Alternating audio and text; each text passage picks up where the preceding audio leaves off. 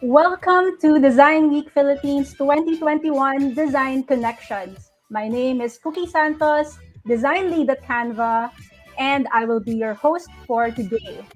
If you didn't already know, Design Week is 10 years old this year. We've been showcasing Filipino creativity and innovation for a decade now, and this year's theme, Design Connections, celebrates the many facets of our diverse Philippine design scene. Yesterday, we learned about the invaluable role of support and funding in design and heard from the investors, teachers, and entrepreneurs who keep our industry's ecosystem in movement. Today, we learn about another force in the design ecosystem. We all know that design is an incredibly powerful tool. It can be used to express, to educate, and it can be used as a force for good. We talked to some people who have used their creativity to do just that.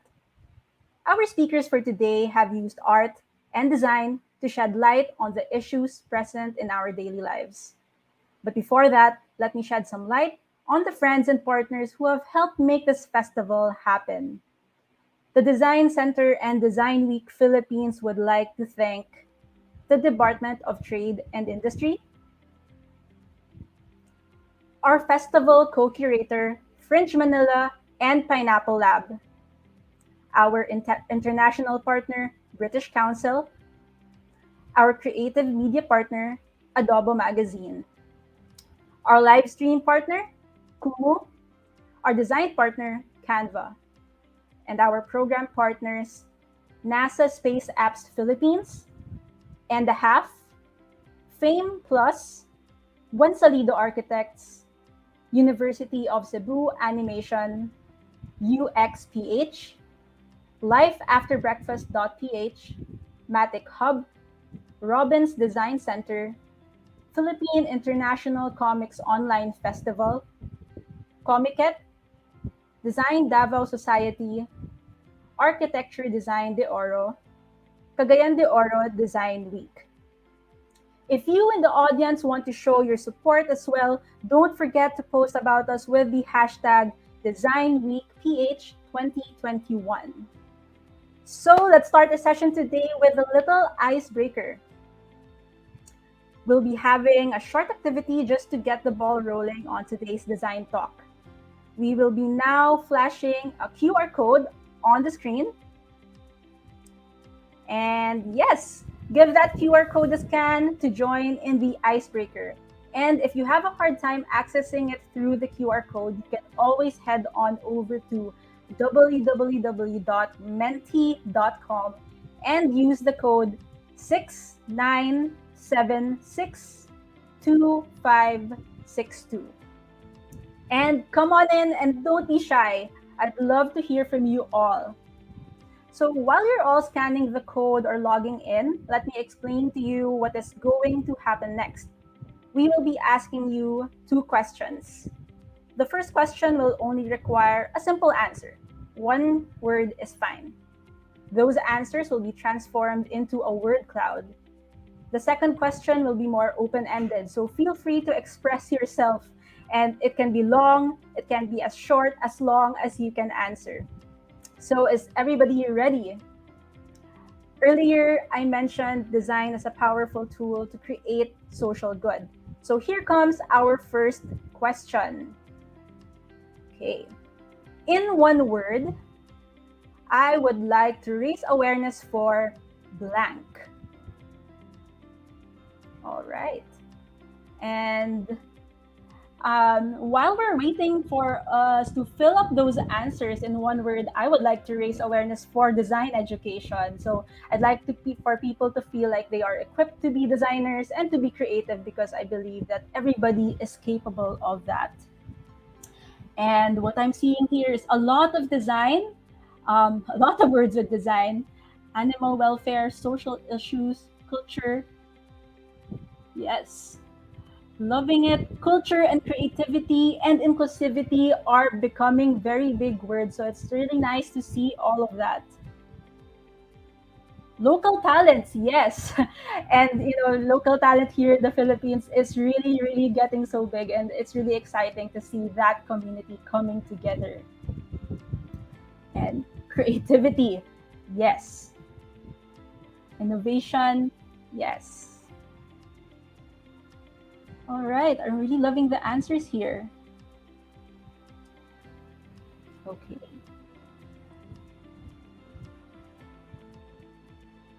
And the cloud is getting bigger and bigger.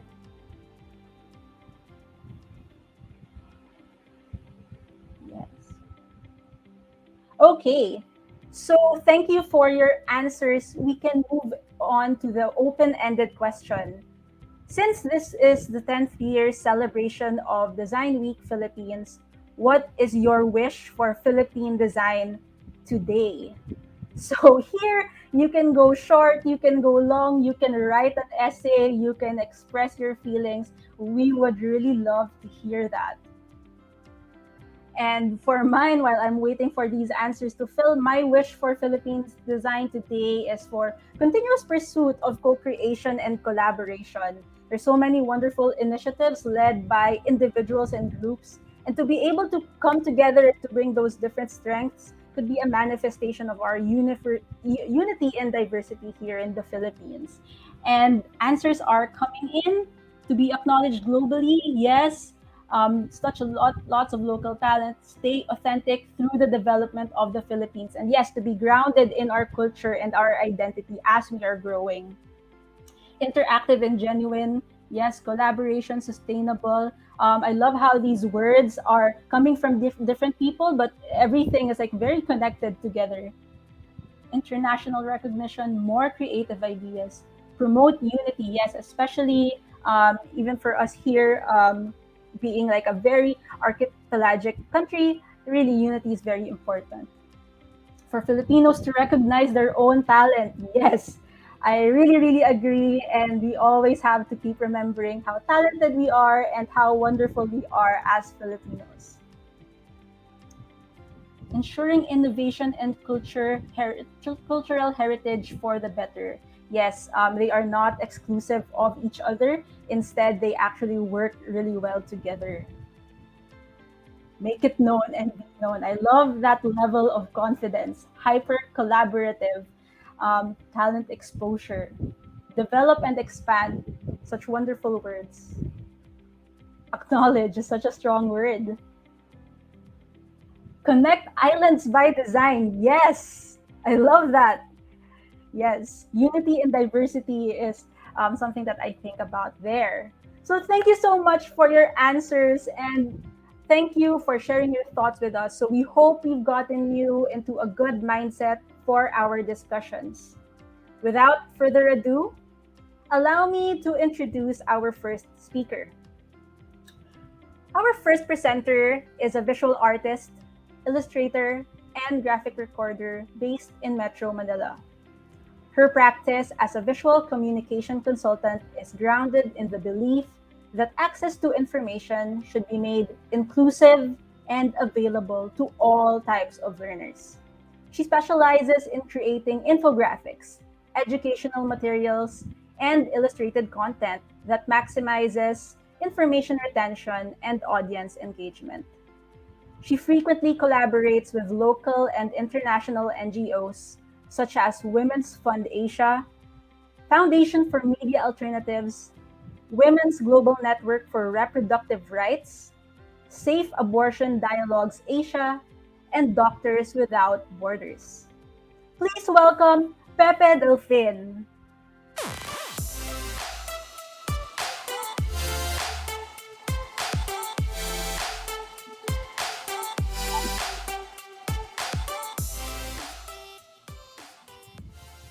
Hi, Pepe. Hello. I am so happy to have you here. How are you over there? I'm okay. I'm just hoping my connection doesn't get choppy. Same here. I came from brownout today, and now it's back. So, yeah, really good to have you here. And even when I was in school, I've already been hearing your name around. So it's nice to be able to get to talk to you here. So I just wanted to say that I love how versatile your visual style is. Where on one hand you create informational content through infographics that are aimed to be easily understood, but on the other, you're also able to express and communicate feelings through the coming together of abstract shapes and lines. And I'd love to more about that. So can you talk more about that and how those two varied styles come together for you? Well, it's funny because I actually just kind of figured out what my North Star is this Wow. year. Yeah. Uh, uh, Lots of emotional breakthroughs. Yes. Um, and I guess like at the heart of all that I do, I really just wanna push for more empathy. Um, I really felt like they were two separate things, and they are in a sense, but at the same time, since in the middle of everything and I do all of this, I just think that the guiding force in all things I create is empathy, and that's mostly what I'm gonna talk about today. Yes, I love that. I think that empathy connects regardless of whatever visual style or medium. I'm really excited to hear from your talk today. And before I let you have the floor, I'd like to inform our audience members that if they have any questions for Pepe, they can leave it in the chat for us to answer during our Q&A at the end of the session. And don't forget about Design Week Philippines with the hashtag Design Week PH 2021. Once again, Pepe Delfin. Hello. Hi. My name is Pepe, and today I'll talk about visualizing empathy and advocacy. Just to briefly tell you how I found myself where I currently am. I'm a painter, illustrator, and graphic recorder. I graduated BFA Information Design in 2012 from Ateneo de Manila University, and after graduation, I was actually employed as a graphic designer at a local company for 8 months before I realized that graphic design wasn't really my passion. So I quit my job. I set up a small visual communications consulting agency with a couple of people. I left that company in 2020. And here I am as a full time self employed individual that spends half her working hours creating art and the other half working with various feminist NGOs to help communicate their advocacies visually. Um, so today I will talk about just a few things. I'll talk about the power of visuals, why visual communication is important, how to visually communicate effectively by learning the tools for applying empathy in our work. Right. So, um, next slide, please. Most of us don't realize it, but the way we think and communicate is very visual. When we talk about memories, we talk about them the way we visually remember things. If you're an average person that doesn't have aphantasia, which is the inability to voluntarily create a mental picture in your head, you would recall things based on how you imagine them. If you imagine your last birthday party pre-pandemic, perhaps you would recall how the cake looked like, what you wore, who went there, where you celebrated it, if you had decor, etc. And apart from recalling memories, we also use hand gestures when we speak because it helps us communicate our points better. And sign language is a very visual language by itself, and we see it more often now thanks to very inclusive Zoom meetings. When we talk about technical things, we're inclined to use charts and graphs because presenting data visually is more effective in making the idea of numbers and statistics more tangible and abstract. We see lots of charts and graphs these days too because of COVID. For keeping track of the vaccination campaign, for keeping track of infection rates, and for keeping track of the results of our government's pandemic response. And even when we're emotional, we use our faces and our bodies to show how happy we are, how sad we are, or how angry we are. I don't know about you, but I find it much easier to communicate in person than through text. Because a lot of things can get lost in translation when you can't see the facial expressions or hear the cadence in someone's voice. It's easier to see the subtext of conversation when you and the other person are in the same physical space, or just can see each other. That isn't to say, though, that we can't communicate visually through texting, because even when we're texting, we often use emojis and GIFs and memes to communicate how we feel and better punctuate and emphasize what we're trying to say. And that's how communication has evolved thanks to technology. Visuals have always been here, and it even preceded the invention of writing systems. Before humans could write, the cave paintings in Lascaux already told stories of hunts, and the Egyptians and their hieroglyphs helped pave the way for the invention and development of the Greek and Latin alphabets, the alphabet we use now. So even before the term visual communication was coined, Viscom was already used widely by people. And I really do believe that a picture can be worth 1,000 words. And this group of images on screen is an example of a proof of that power. This set of emojis aren't just a bunch of multicolored hearts, because they say a lot more than that. This can mean a celebration of pride. This can mean support for the LGBTQIA plus community. This can mean solidarity in the fight against discrimination, misogyny, and the patriarchy. And lastly, this can mean love. And just like that, all of these thoughts are represented by a set of rainbow colored hearts that won't even take you more than a minute to type. Visuals are so powerful and they're a very valuable component of thought and expression. And visuals are so ingrained in a lot of things that we do, yet oftentimes we forget how powerful they are, how much they influence our thoughts, our choices, and our lives. And now that we consciously recognize how much power visuals hold, we have to learn how to wield the power to do more good and exact change to better the lives of others. And how do we do that? We use visuals in advocacy work. And these are the reasons why it helps. Visuals increase engagement. It's primarily one of the reasons why info cards and social media look the way they do these days. It's not enough to just post a wall of text, no matter how informative or well researched or articulate it is. We need pictures to go along with them. We need images to catch people's attention, and we need images to hold their attention. It's not always because people are too lazy to read, although sometimes we are. Sometimes we're just tired, though, or sometimes we can't be bothered because there's too much going on. But if an image can say what needs to be said in fewer words or with no words at all, then we're 1 foot in with spreading our advocacies to hearts all over. Visuals also help in retaining more information. Our brain remembers things by holding on to cognitive cues, and the more cognitive cues it can hold on to, the better the brain can retain the information. For example, it's easier for an average person to remember a lot of things in movies than it is to remember things that they will read in books. In movies, you will remember the plot, the soundtrack, the color grading, the costumes, the visual effects, the actors, etc.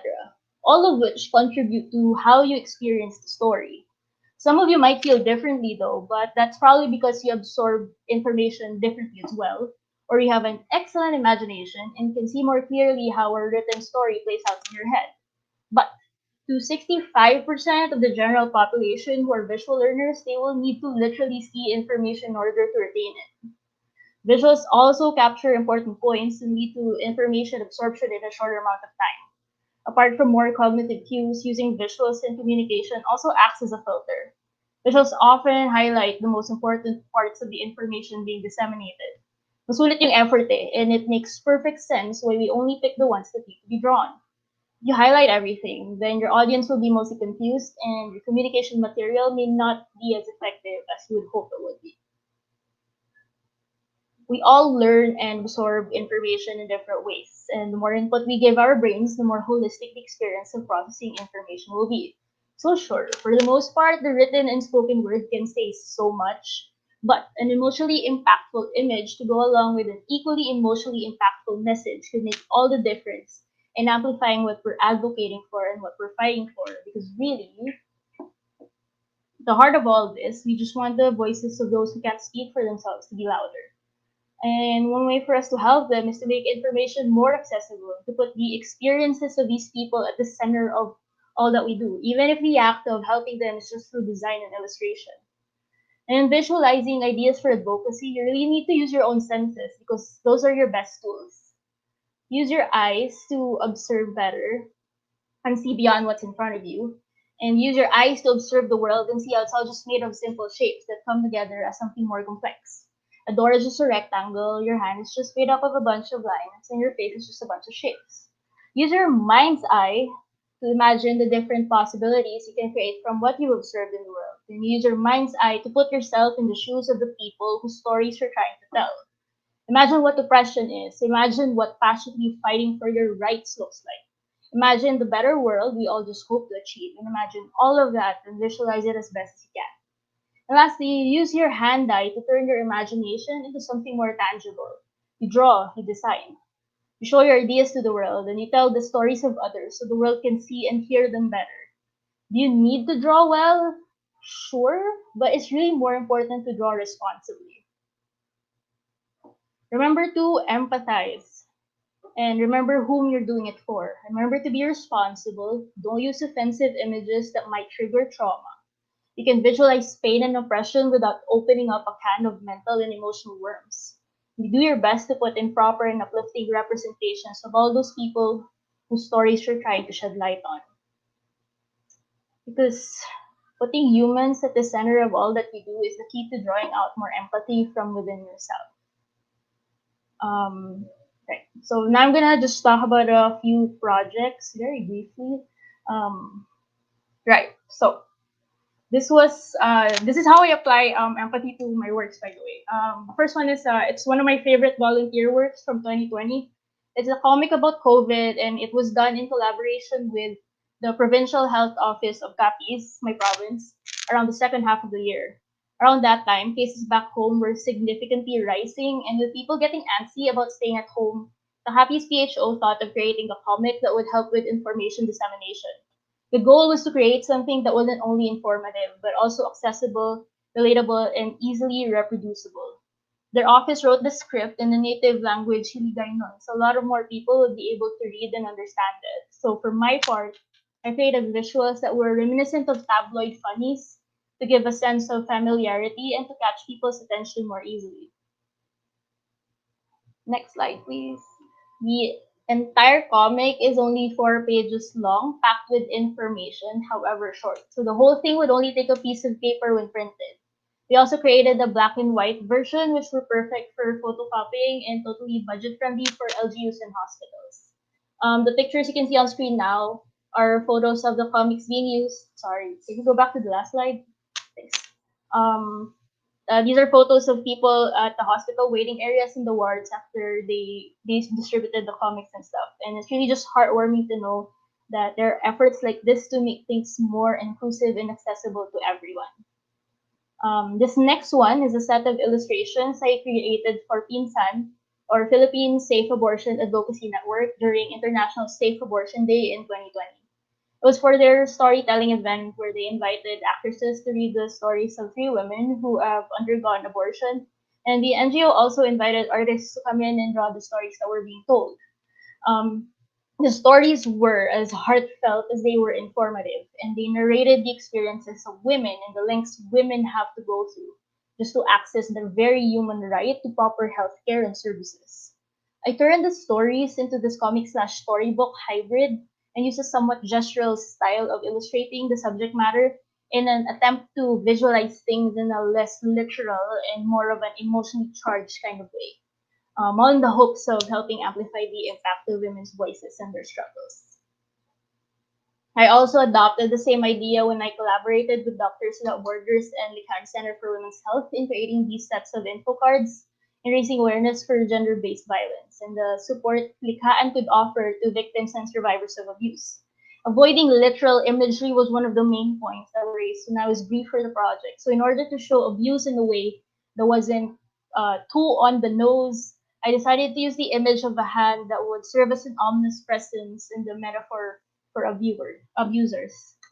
Um, and I was able to use it in all sorts of ways while doing my best to avoid triggering imagery. So here are a few more examples. You can see more clearly how inappropriate touching is an abuse experienced by many adults and children and men and women alike. So there's a child with handprints all over them, and on the right is a sampayan with the same prints. It's also worth noting that the image of a hand was used to avoid creating a physical stereotype of what an abuser looks like, because they come in many forms and they can be anyone.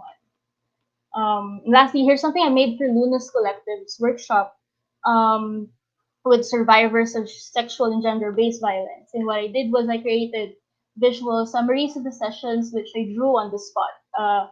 There's a plenary and a lot of roundtable interactive discussions among the group, and they wanted to have visual summaries by the time the session ended, so we could share the highlights and the important things we learned that day to everyone who couldn't make it and who probably needed to know that they were not alone. Okay. So right. Before I end, let me offer some unsolicited advice, because what would the talk be without one? First thing, talent is nothing if you're not willing to put in the work. So you do your research, you listen, and you empathize. Don't be ashamed of your privilege, um, and acknowledge what they are. Make the most out of them to help yourself and others. Number three, ask for feedback and ask for help. Be genuinely interested in the wisdom others can offer, because the world outside of yourself is an amazing place and there is always something new to learn as long as you keep looking. Lastly, be responsible when you release things out into the world. Just because you can doesn't mean you should. And always find the time to take a step back and see how people will experience the materials you put out into the world, because all you really want is to make this world a better place. And for us to do that, we have to be kind to each other and to let empathy take over in all the things that we do, even when we're just designing and illustrating, and especially when we're designing and illustrating for advocacies. That's all. Thank you.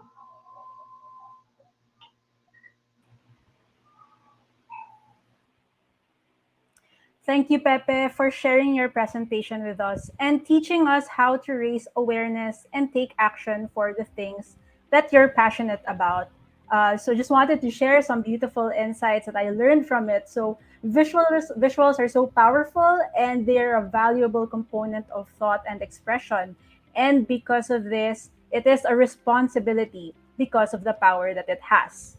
I really loved what Pepe said. Emotionally impactful images with an emotionally impactful message amplifies the voices that we want to hear. And the power of design is something that we can share with others. It is an act of generosity. And because it is an act of generosity, it's so important to go back to the experience of others and who we are designing for. I really love her use of comics, the way that she was able to not only make it accessible by giving it to the people who will want to read it, but also making it accessible in a way that people can understand what they're reading, and they're understanding and they're being able to understand the information in a way that is really best to to really take in the information that you'd like. So thank you so much for that. But for now, I must set the stage for our next presenter. Our next speaker is an illustrator and graphic designer. He illustrates for books, advocacy projects, and children's literature. With more than a decade of experience in creative work, he has worked in various stages of the creative process, providing services for advertising agencies, corporate clients, and non government organizations alike. Doing creative collaborations that involve projects about social entrepreneurship and initiatives that help others.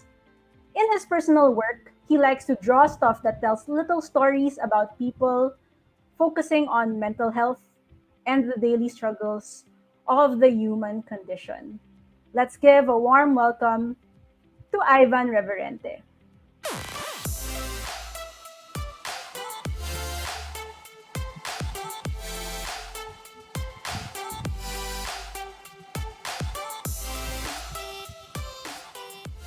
Hello, Hi. Hello, Ivan. How are you there? okay naman. Okay naman.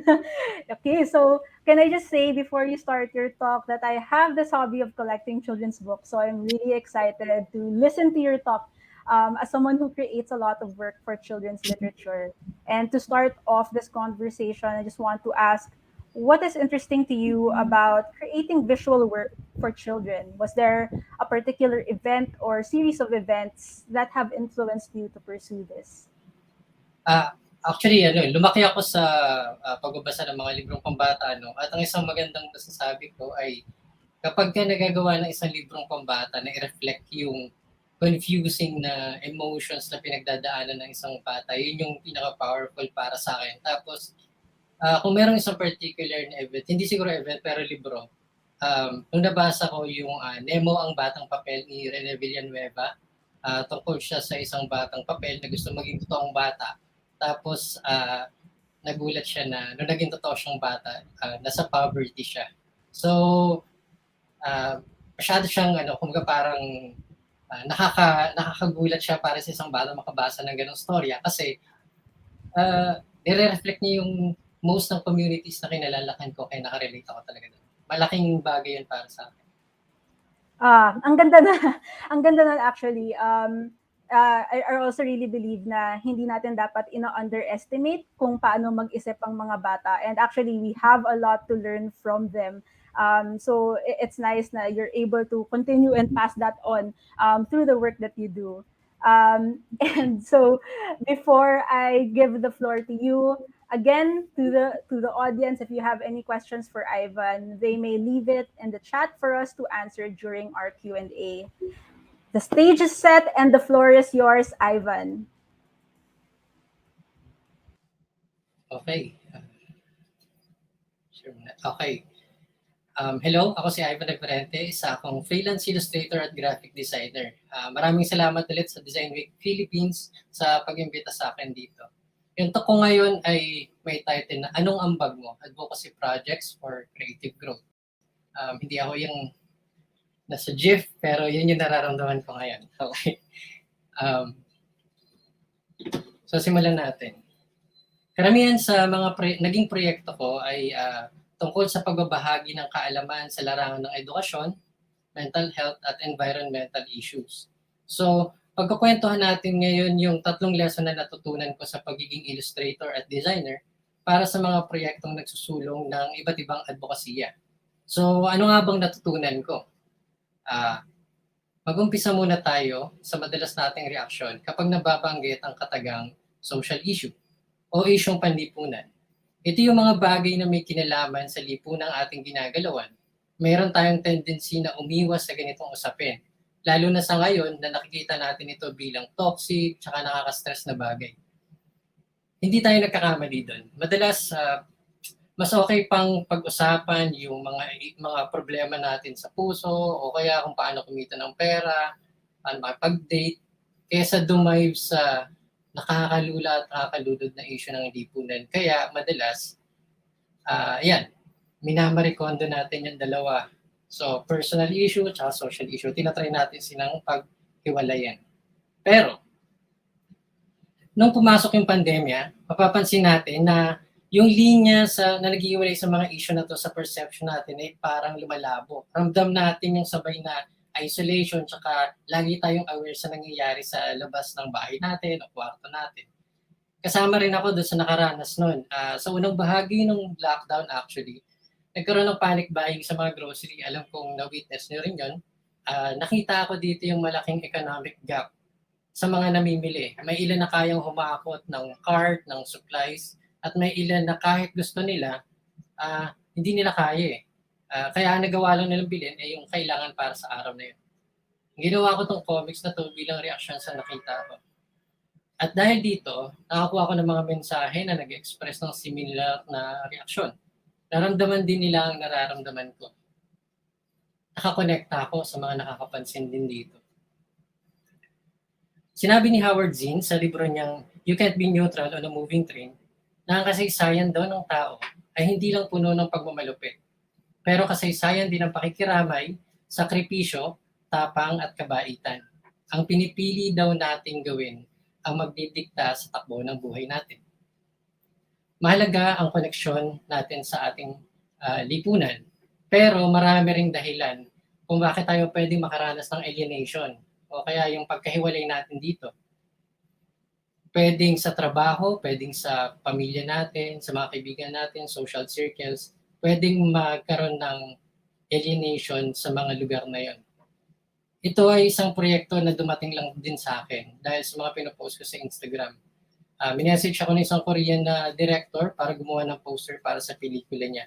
Ito yung documentary tungkol sa mga hikikomori o mga isolated youths. Ito yung mga kabataan sa Korea na piniling humiwalay na lang sa komunidad at lipunan nila at nagkulong na lang sila sa mga kwarto.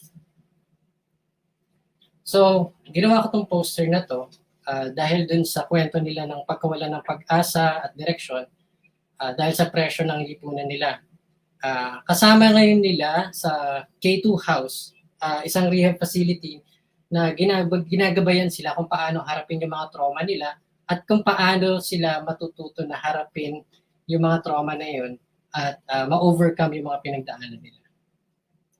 So makikita natin na ang personal na issue ay konektado sa issue panlipunan. Hindi sila magkahiwalay. Reflection sila ng isa't isa. Ang problema ng isa ay problema ng marami at ang problema ng karamihan ay refleksyon ng lipunang ating ginagalawan. Ibig sabihin, the personal is social. Yun yung lesson na natutunan ko. Lesson number 1. Okay.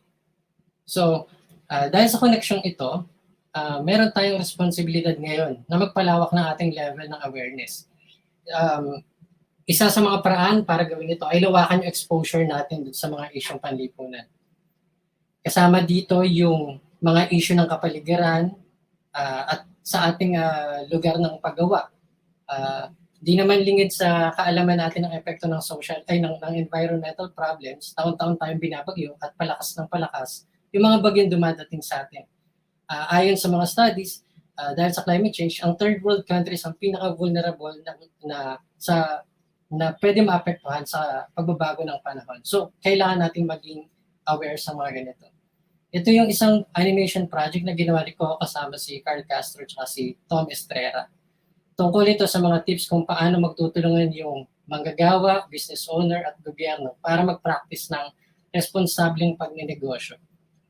Dahil din sa mga proyektong ito, na-realize ko na kailangan din nating bantayan yung ating paggawa ng visual tone. So, kailangan natin mag-design at mag-illustrate with purpose. Huwag tayong matakot na maglaro sa visual style. Pwede tayong maging informative sa mga projects na nag-educate sa particular na issue. Pwede tayong maging playful, kagaya ng pinakita ko kanina, at entertaining para sa content na dry at mahirap intindihin. At kung minsan, kailangan din natin maging seryoso kapag kinakailangan natin ng pagdiin sa epekto ng isang sitwasyon. So ilan lang to sa mga projects na nagawa ko. Sa pagpalawak natin ng awareness, lalago tayo bilang creative na maaaring maging daan para mahanap din natin yung mga passion projects natin. So isang halimbawa dito ay isang project na ginawa ko kasama yung kaibigan ko na psychologist. Shoutout pala kay Dear Meg sa Facebook. Ginawa namin to dahil sa dumadami yung mga nagiging clients niya na workers na araw-araw na nakikisalamuha sa pagpasok sa trabaho kahit may pandemya. So, stress na sa labas, stress sa trabaho, stress din pag-uwi dahil sa fear na baka madala nila kung nahawa sila, na-expose sila, ganyan. So, gumawa kami ng ilang tips kung saan pwedeng magbigay sa kanila ng mga paraan kung paano makakapagpahinga.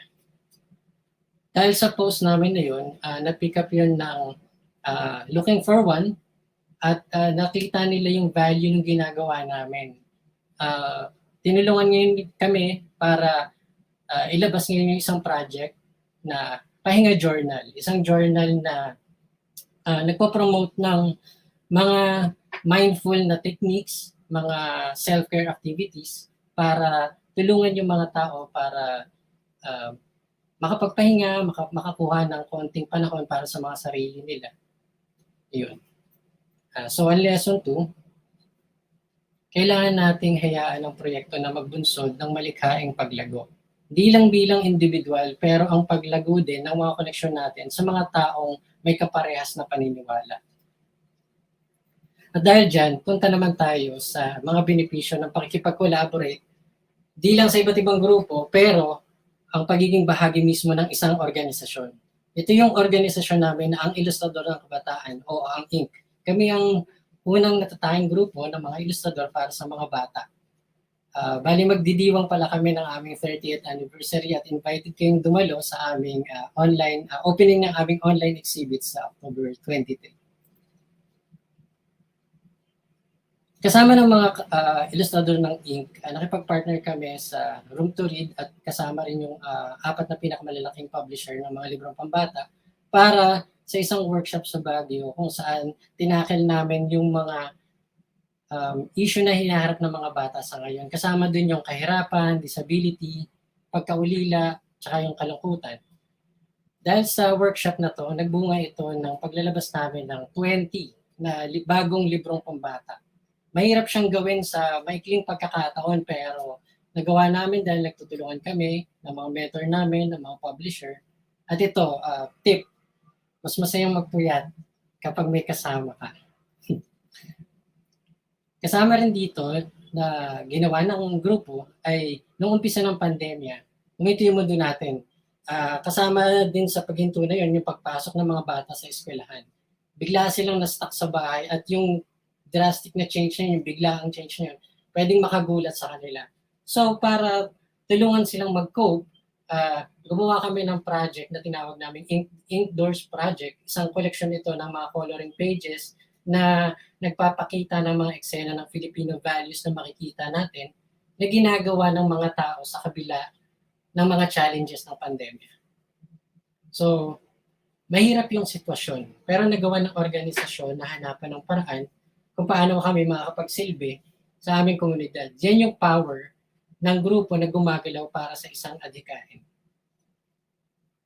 At ngayong taon, actually, naglabas din kami ng bagong librong pambata kasama ng Canvas tungkol sa usapin ng climate change. Layunin nitong pagtibayin yung koneksyon at pangunawa ng mga bata sa kapaligiran na ginagalawan nila. Mahalaga kasi yung pagtatanim ng mga ganitong ideas sa mga bata para hindi nila ito makalimutan habang lumalaki.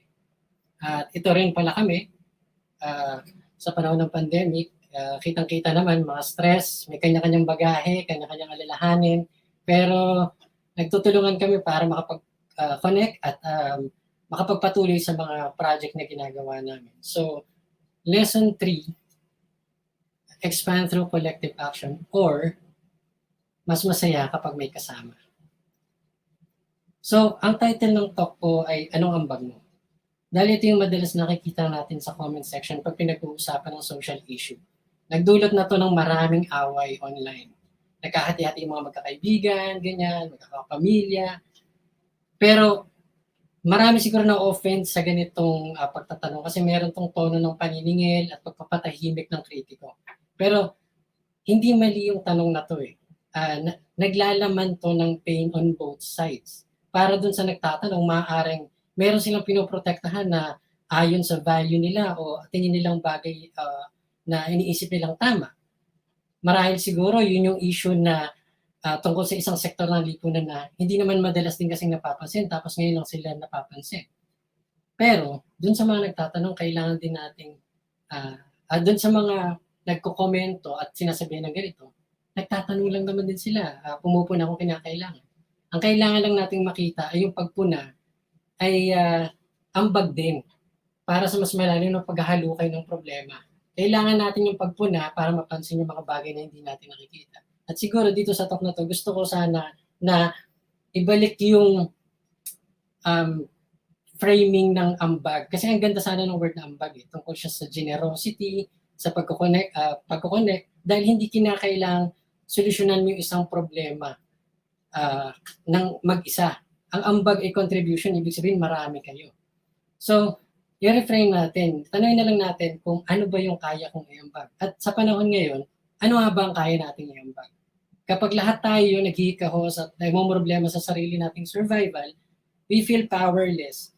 Pero yung pag-entertain mismo sa question na to, nagbibigay siya ng maraming positibong sagot. Try nyo lang. Dahil walang sukatan yung pagtulong, bawat maliit na effort ay sulit. Dito sa personal na initiative ko na to, tinulungan namin yung ilan sa mga nasalanta ng bagyong Ulysses. Ang nagulat ako dito ay kapag pala nag-initiate ka ng isang bagay, nai-inspire mo rin yung ibang tao para tumulong din. Ibig sabihin, kailangan lang pala ng kahit isa na magsimula. So, isang maigling kwento. May isang araw dati na muntik na ako mahimatay sa gutom. Noong estudyante pa ako sa UP, madalas kami nag-i-house ng pamilya ko at laki ako sa hirap. Isang araw na walang-wala talaga kami, kailangan kong pumasok na hindi kumakain. Dahil din sa kawalan ng baon at pera, kinailangan ko maglakad most of the way at sa Manila ako nakatira noon. So malayo-layo yung UP, malayo-layo yung lakad yun. So, nung makapasok na ako, namumutla ako dun sa gutom. Tapos, dito sa hallway, nakasalubong ko tong isang nagtitinda ng taho. Tapos nakita niya ako at wala siyang, at lumapit lang ako, nung palapit na ako sa kanya, binigyan niya ako ng taho. Dalawang higanting baso ng taho. So sabi ko, kuya, wala akong pambayad. Tapos ang sabi niya sa akin, ibalik mo na lang pag meron ka na. Maliit na gesture pero grabe yung impact sa akin. Ibalik ko lang daw kapag meron na ako. Maraming ang ganitong karanasan nung lumalaki ako Nakakamangha na kung sino pa yung talagang kailangan kumita ng pera at kapos, sila yung hindi nagdadalawang isip na tumulong. Natutunan ko dito yung importance ng isang community. Sabi nga ng isang psychologist na si Edwin De Santoseo, sa kanyang paper na Burden Bearing as a Metaphor for Counseling, ang lahat ay may dinadala.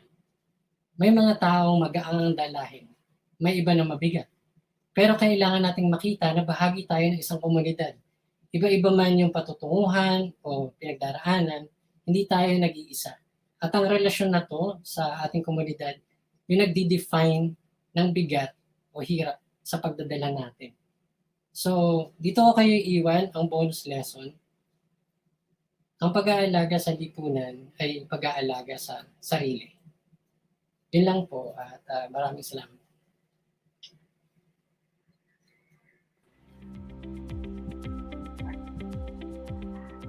Wow, napaka-inspiring. Thank you, Ivan, for showing us your work. And if you're interested in design for children, we actually have a talk tomorrow, Design Education for Kids. So I hope to see some of you there. But let me summarize a few of my takeaways from Ivan's talk. First is the personal is social. Tinatry natin magmarikondo ng personal issues and social issues, but they are not as separate as we think, especially once we experience these issues ourselves.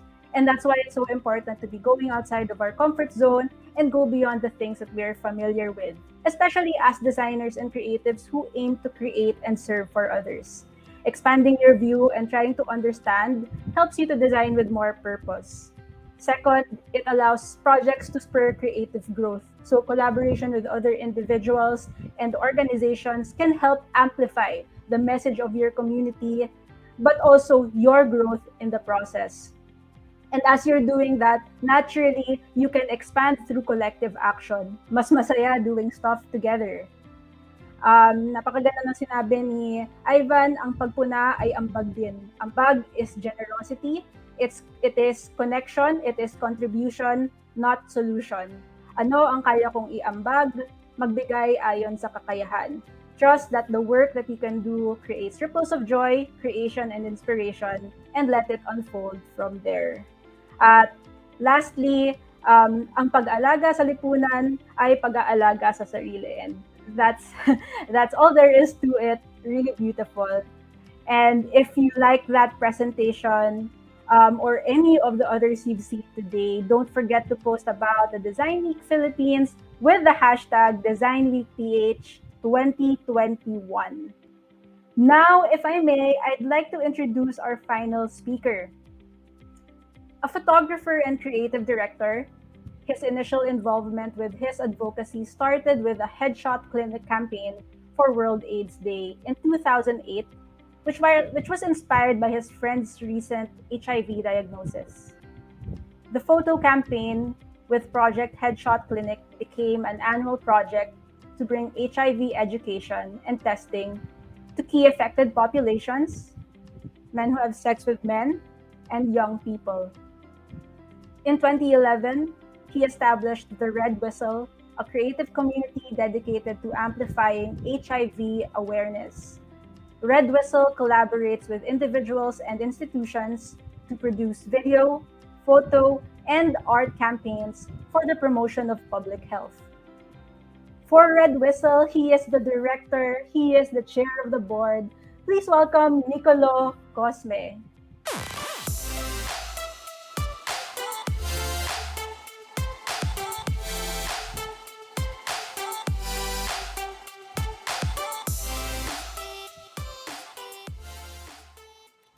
Hello, Hi! Niccolo. Hi. How have Ala you been there? How have you alam been? mo, di ko alam bakit niyo ako hinuli, eh. Ang ganda ng dalawang talks from Pepe and Ivan. Napaka-inspiring, you know. So, I feel honored to be part of this roster of speakers for the Design Week. Yes. Alam mo, ready naman kami ma-inspire sa'yo, and I really love what you stand for and how you're really keen on your advocacy and doing it through the best way that you can, like what Ivan said. And before I let you speak, I really love your expressive portraits. It's amazing to me how being able to feature faces so artfully and so beautifully creates visibility, awareness, and awe in very interesting ways. So I want to ask, what is most fascinating about shooting portraits for you?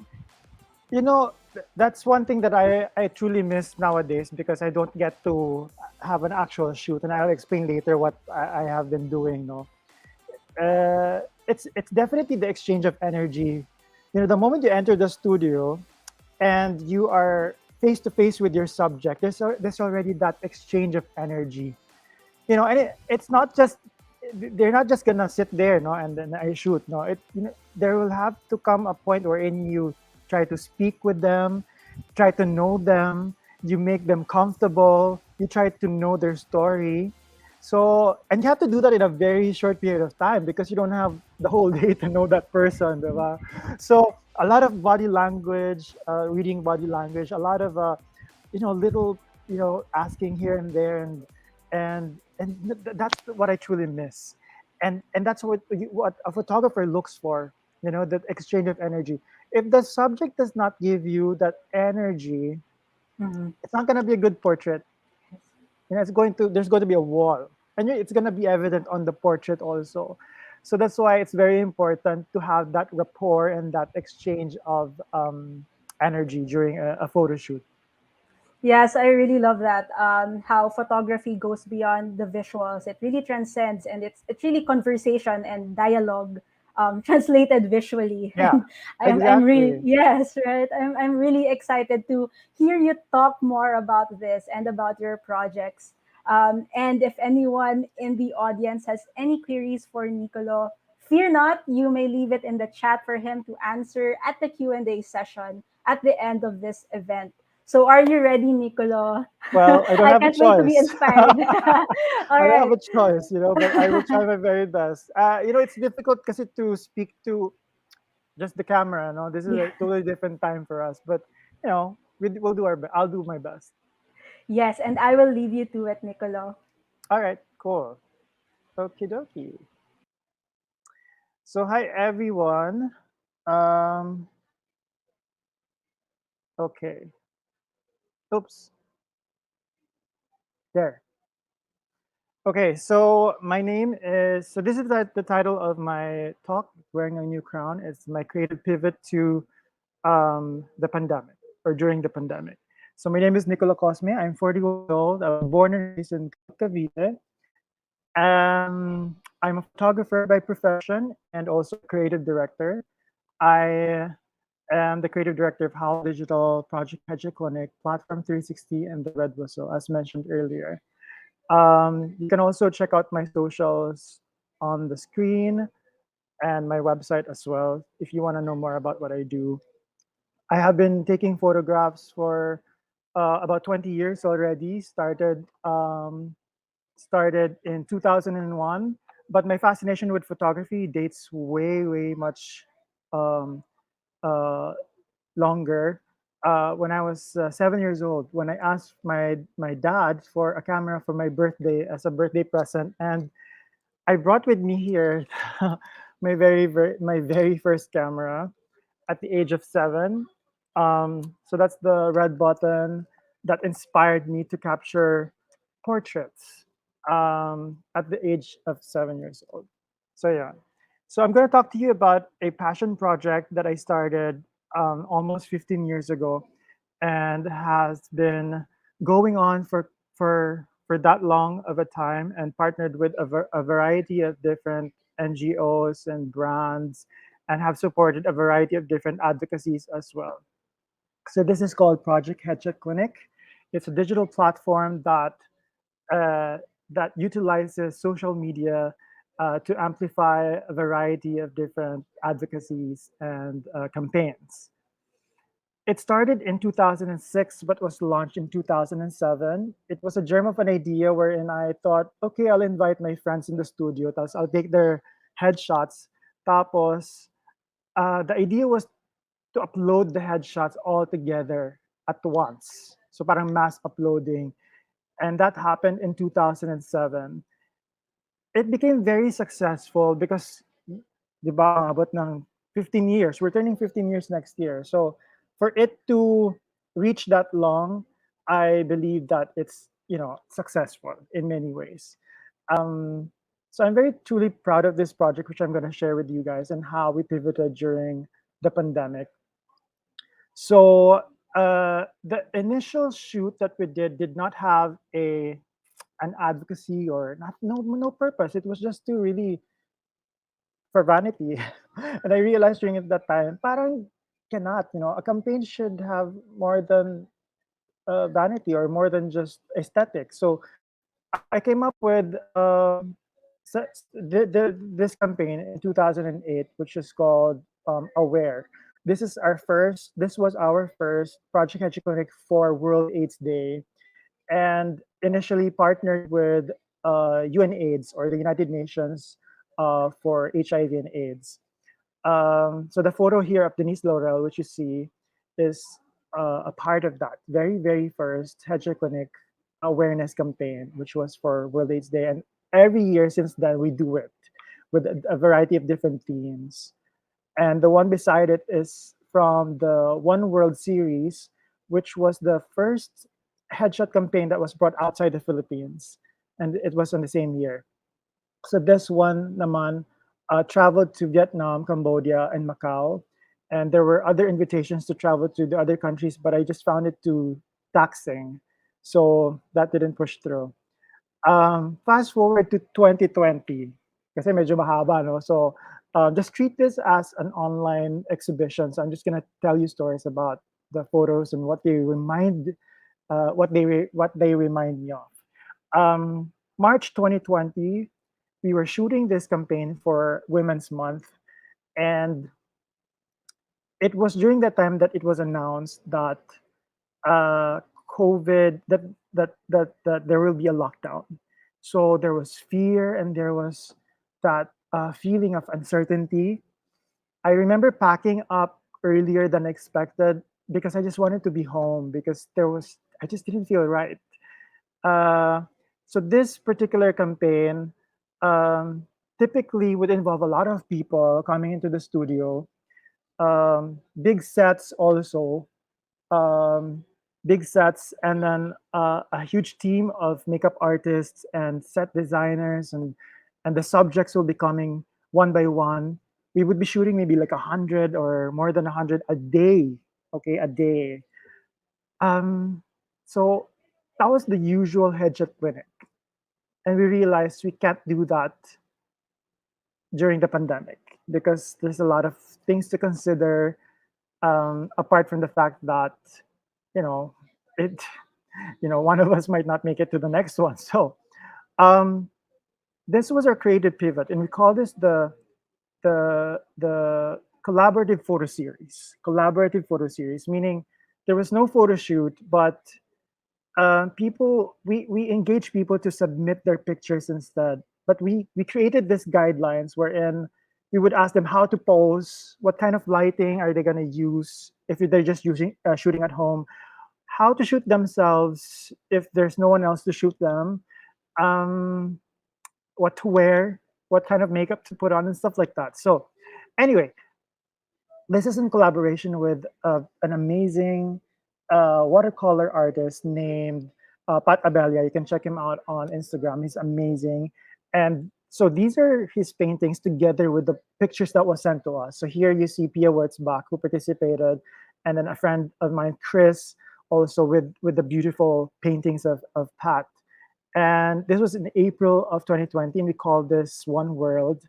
Um, and this was during the Earth Day in April of 2020.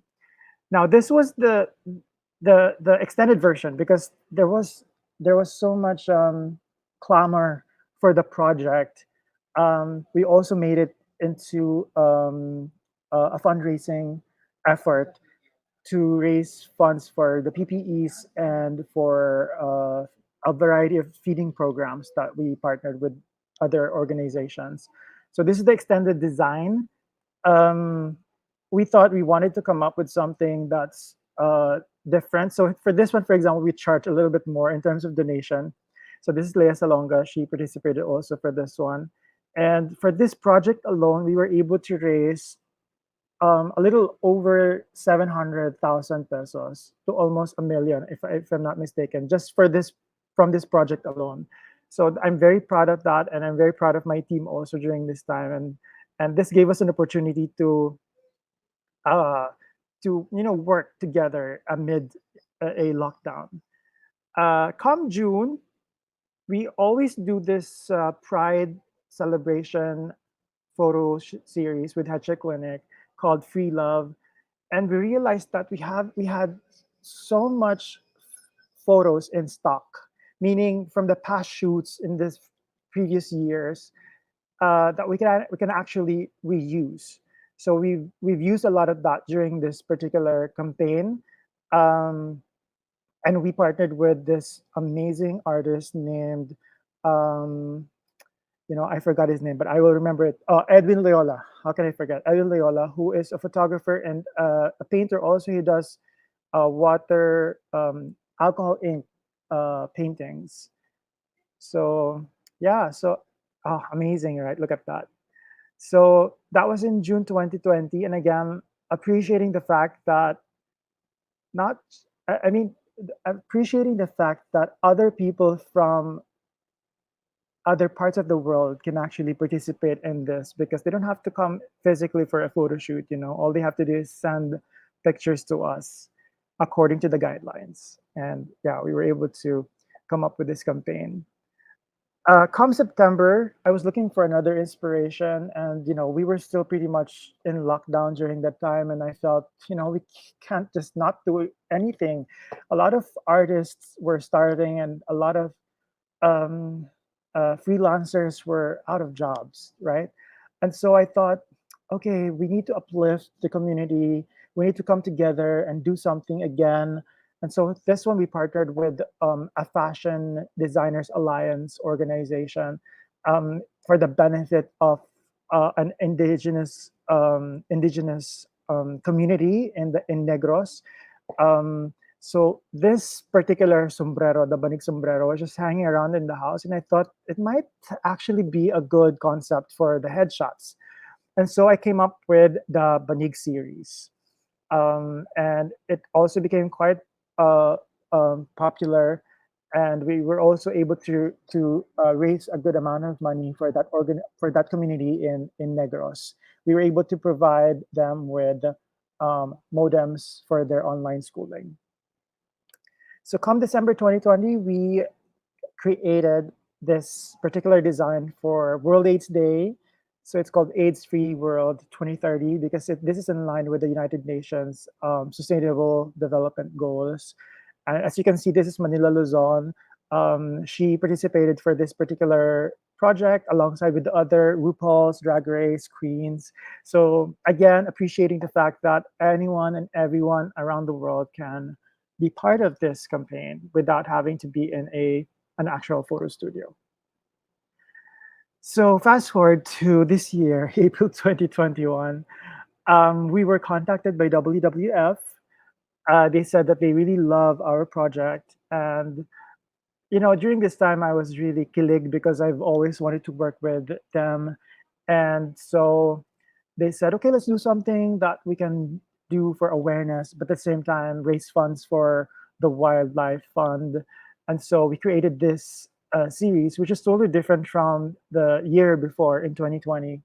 So these images were put together using photographs from um, photographer partners of WWF. So there were several designs. The one that you're looking at right now is of the elephant, and then we had the Savannah tiger. We also had the turtle or the pawikan, and then we also had the Philippine eagle, but I don't have it here on my slide.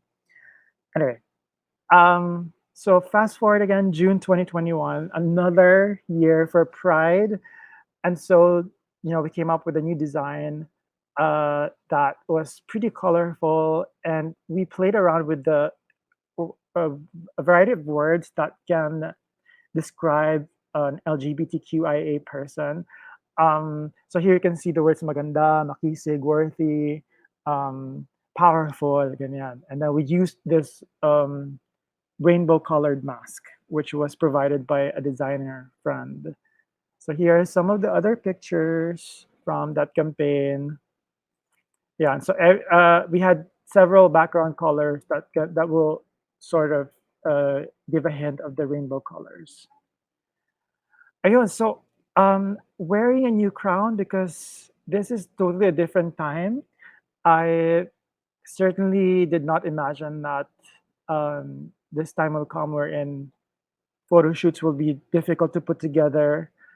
I can't wait to actually have the actual shoot again, but I feel that this is a sustainable route, meaning pandemic or not, we can do these campaigns together.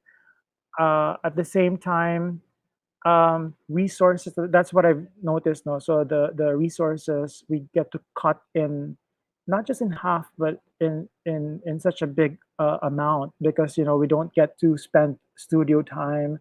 The amount of energy consumed is also less. um, and the food, because every time we have a photo shoot we have a lot of food. It costs us so much money to feed the whole team. So yeah, it's an amazing innovation, and I believe that we will continue to innovate things as we go along. There are now talks with NFT. I'm not sure if you're familiar with NFT, which is the non-fungible tokens. So that's cryptocurrency. So they're inquiring about how to make a series for Hedge Clinic and make them NFT to raise funds for more causes that we support. So crazy times, I mean, if you guys haven't heard of NFT yet, I just heard it recently. It's really hard to sort of understand at first, but I think it's the future. Collaboration is the future. Anything collaborative is the future for us. So with that, I will end my talk. So I hope you guys enjoyed it.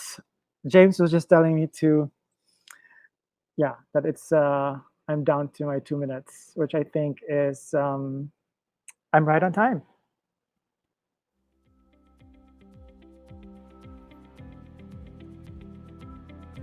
That was wonderful. Thank you, Niccolo, for telling us your story and how we can promote issues that are important to us. I just really want to highlight again some notes.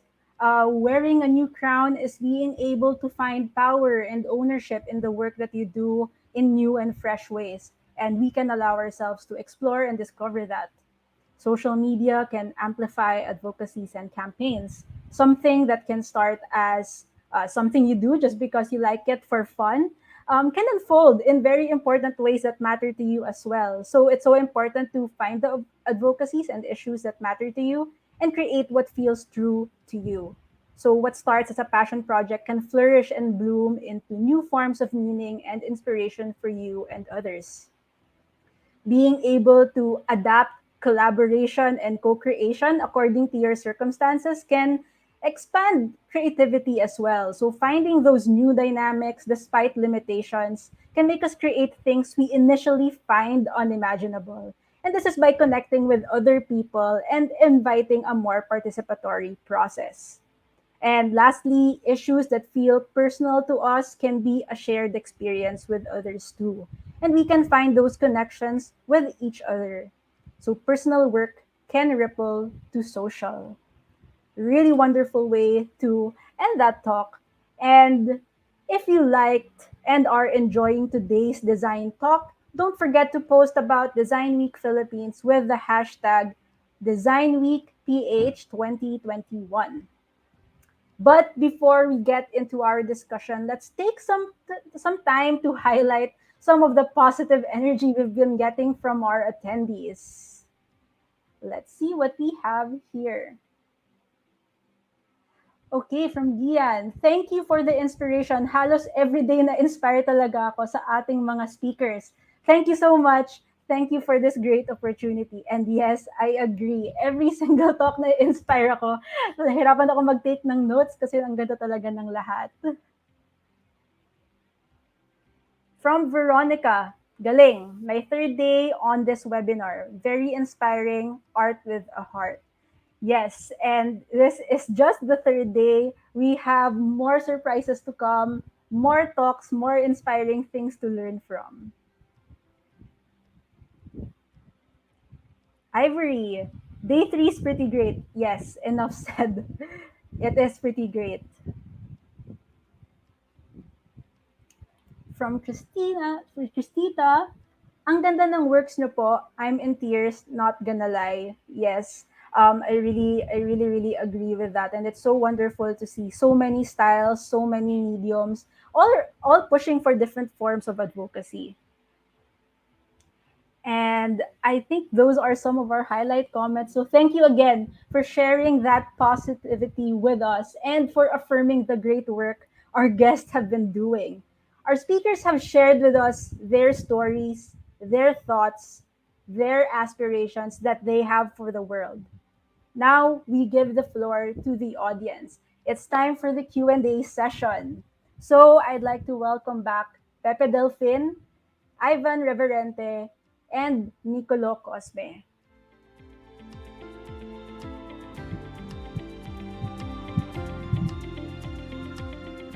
Hi. Hi. Hi, welcome back everyone. Really inspiring talks. Really learned a lot from you all. So I hope you're ready to answer a few questions from our viewers.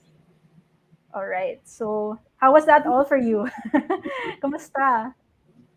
Was Sweaty all over. good. Yeah, actually it's just a privilege to be here with all of you and to have learned more about your work and to understand it even more deeper. Okay. So let's just start with some questions. And let's start with um, Pepe. Can you share with us one project that proved challenging in trying to convey its message? How did you approach the problem? Okay. I think the one that was the most challenging for me was the one of the projects I showed in the presentation. It was the one for Doctors Without Borders. So the whole project was really about there were info cards about gender-based violence and sexual violence. So it's a lot of rape and abuse. And their target audience wasn't only just women; they were also girls and also teenagers. Um, I was kind of hard because you really don't want to show those sorts of images where people will get triggered again on the process of trying to educate more people about their experiences. I think though that what helped me was that I also had experiences about of being a victim myself. So as a survivor, I just kind of used that and it helped me have more empathy in creating visuals. That isn't to say though that I think people should have like first-hand experience of these things, because that would be unfortunate. If you don't, what I would suggest is you talk to people who are at the center of these issues, and you try to learn from them and ask them to tell their stories. So that's it. Yes, I really agree with what you said that it can come from a place of curiosity, really asking how people feel about certain things and being trying to be understanding of that as well. Thank you so much for that, Pepe. And the next question I have is for Ivan. How will you know if your design is effective in terms of conveying its message? So, actually mahirap sukatin kung gaano ka-effective yung isang project kasi ano yung metrics ba na ginagamit natin. Siguro, makikita natin kapag effective yung isang project kapag na-determine natin kung ano actually yung parameters ng goals natin. So, kunwari, halimbawa dun sa initiative na ginawa ko, um, meron lang akong specific na time limit tapos successful siya siguro dahil sa amount na pwede naming bigay na tulong dun sa mga nasalanta ng bagyo. So, I think effective yun. Isang magandang sukatan din siguro ay kung nagre-resonate ba siya sa mga tao. Yung mga kino-convey ba nating images and messages, parang yun ba yung totoong nararamdaman nila? And sa tingin ko kailangan natin para ma-ensure natin na maging effective yung approach natin or yung magiging larga ng project na ginagawa natin, kailangan talaga nating matutong makinig. Yun yung pinaka-importanting part. Na nararamdaman natin yung parang pulso nung mga actual na tao na nagdadaan sa mga ganung bagay. Napaka-interesting na it again goes back to listening and understanding talaga and being open to feedback even as a designer who gives, parang you should also receive the feedback and try to understand where it's coming from. Thank you so much for that. And next is we have for Nicolo. The Red Whistle has evolved from being a headshot clinic to a health and human rights organization. You now partner with companies and produce campaigns in a variety of mediums. Can you tell us more about expanding your reach, both creatively and socially? You know, when we first started with our HIV work, it was the challenge was how to get people to own the problem, you know, because a lot of people didn't want to talk about it, or people would say, I don't have HIV, but you don't need to have HIV to be part of an advocacy. Like, more so, you don't have to be a tree to care about the environment, right? Anyway, my point is, it was difficult. So before we would hand out whistles, for example, because it's the red whistle, right? And they would ask, "Oh, what it's for?" I would say, "Oh, it's for HIV. It's our advocacy," and we tell them what it was all about, and they would say, I don't. It's okay. They don't want to get it. It's a free Yeah. whistle, you know. Anyway, the point is that there's so much stigma going on with HIV and sex education and Yeah. sexual health, no? So we have to make it creatively. So the photo shoots that we do for Headshot Clinic, for example, the exhibitions that we do, the art workshops that we have put up together, those have brought people to want to listen. And when Yes. they listen, that's when it starts, you know. That's Yes. all we needed. We just Yeah. need to get their attention to listen and hear us. Yeah, so that's how we became very successful. And I think, you know, it's really through the creative way. You know, art is an effective medium to get people to want to stop Yeah. and observe. Yes, and it's a brave choice to start. I think yun din yung power of designers and creatives. Eh. More than the work that they even do, is also just the willingness to create because this is something that you truly believe in. And in relation to that, I have a question for all of you. It's for all of you. So, what are the difficulties you've encountered in trying to portray challenging narratives in art? Have you experienced any pushback? You can start with Pepe. Mm, Well, the challenge usually is giving, creating proper representations of people. It's not bad pushback if I've ever had one. It's more of just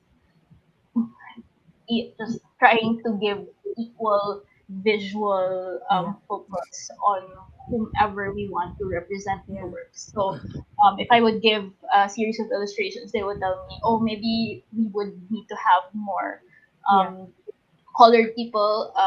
We need to have more Muslims here. We need to show more of our genders, etc. Which is great, really. Like I really love that feedback, and ever since then, I've been more sensitive to that, Yeah. um, especially for the ones that aren't part of my identity. So then I try to meet more people and observe like how they look like without going for stereotypical representations. Yes, yes. Continuous learning process talaga siya, and I think it's constant openness to everything talaga. We can move on to Ivan with the same question.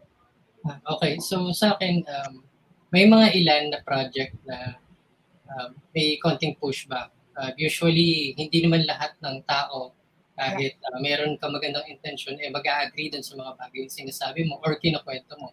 Lalo na kapag may mga storya na may mga sensitive na subject. So, ang ginagawa ko lang usually ay intindihin yung pushback eh. Parang saan ba sila nanggagaling? Bakit nila ito nasasabi?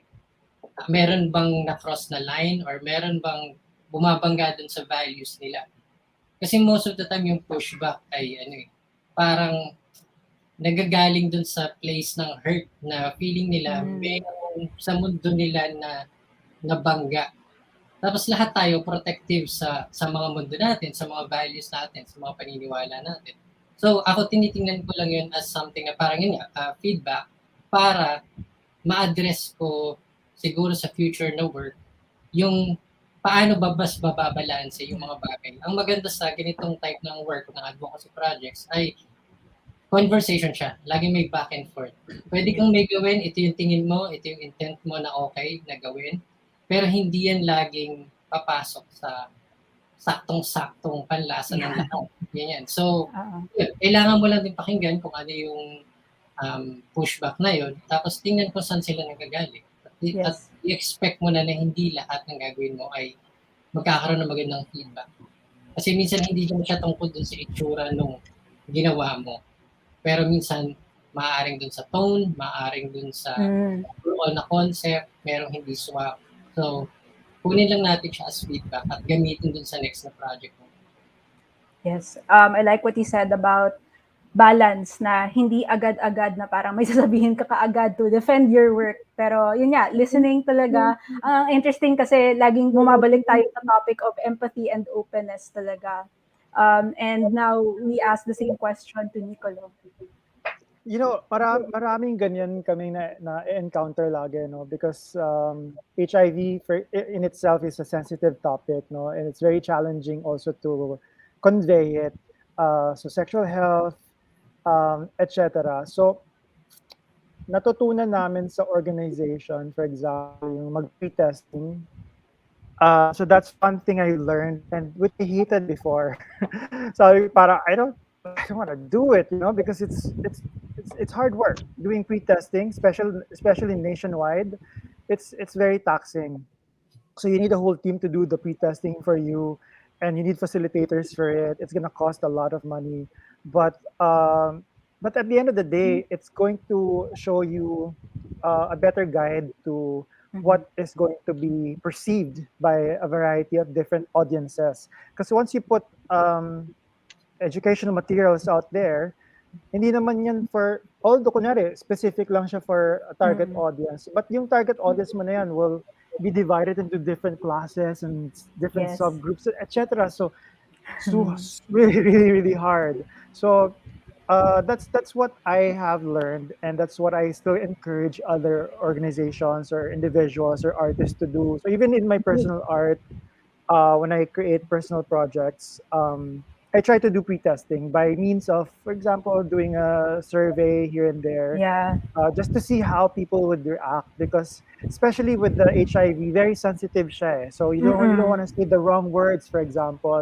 So you don't want to to put a wrong image also Yes. that might be stigmatizing or hurtful for other people.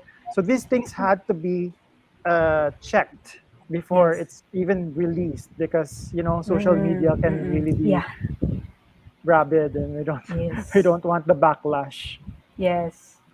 Ang ganda ng sinabi mo na it actually makes me realize how the creative process really is iterative, and it's never a finished project. It's an ongoing thing. Yeah. Yes, it's an ongoing thing I just want to talaga. share a Yes, video that we created for HIV, sure. and it says there a line which is to me beautiful.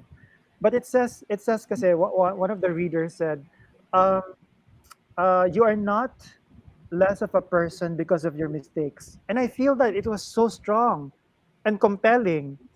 But our partner organization said, we want you to remove it. You know, I know, right? So to me, parang the artistic side of me, parang, I want that line, but the partner organization said, remove it. But we didn't remove it. We didn't remove it because I felt that it was a need, and that was Yes. real, part of reality, and I felt that removing it will change the whole narrative. Yes, and I think that designers and creatives make those bold choices, Yeah, because sometimes we have to. yeah. And yes, I really love that. And thank you so much for those. Those are such a beautiful set of questions for everyone. And we can move on to the next question again for Pepe. You mentioned that the eyes are one of the most important visual thinking tools that we have. In relation to that, we know that your works are heavily influenced by Joseph Albers' theory of color. Can you share with us more about that and how do you use colors in reinforcing your message? So Joseph Albers said that we don't really see colors by themselves. We always see them in relation to other colors. So knowing that, we have to be more sensitive to how colors interact with each other and how they help in communicating and telling an entire story. I guess when I use colors for my work with NGOs, I'm more sensitive to the visual impact. It's not always about making things pretty. It's really more of just trying to catch people's attention, and it has to be appropriate. And then there's also readability and clarity, especially because we see a lot of things on our screens. And lastly, I think I also try to use colors with the availability of resources in mind, Yeah. especially if it's going to be distributed to far-flung places. So you have to know that not everyone will have full color printers. Some of them will only have Yeah. access to photocopiers or risographs. So Mm-mm. parang you have to design your materials so they Yes. can use them. It's not you the star. It's for them. Yes, really love na hindi talaga, yes, design can be decorative and pretty and very aesthetic, but also the other side of it also is that design is intentional and purposeful and really understanding the people who are using this from the other side. So, yes, thank you for communicating color in that way, especially that sometimes you get stuck with it as a visual thing lang. And we head on to Ivan for the next question. What is unique about the medium of children's literature as vehicle for advocacy? Okay, so ito maganda yung question eh. Kasi pagdating sa mga librong pambata, merong expectation tayo usually na shield natin yung mga bata sa mga sensitive na topics, sensitive na problema. Pero make no mistake, hindi natin dapat ina-underestimate yung kakayanan ng mga bata na umunawa sa mga issue na involved din yung quality of life nila. Kasi ako lumaki din ako sa sa ganun, sa poverty, sa hindi ganoon kagandang environment at naiintindihan ko yung nangyayari. Hindi ko nalalaman yung connection ng mga bagay kaagad, pero nararamdaman ko na experience ko siya. So bawat bata ganun. kahit subtle lang na hints ng problem, alam ng mga bata kapag meron. So ang maganda sa children's books, meron tayong kakayanan ngayon na ipaliwanag yung mga ganong nangyayari sa kanila, yung nararamdaman nila. Para sa isang bata na makaramdam na, ay, hindi lang pala ako nag-iisa sa ganitong experience, sobrang laking bagay nun.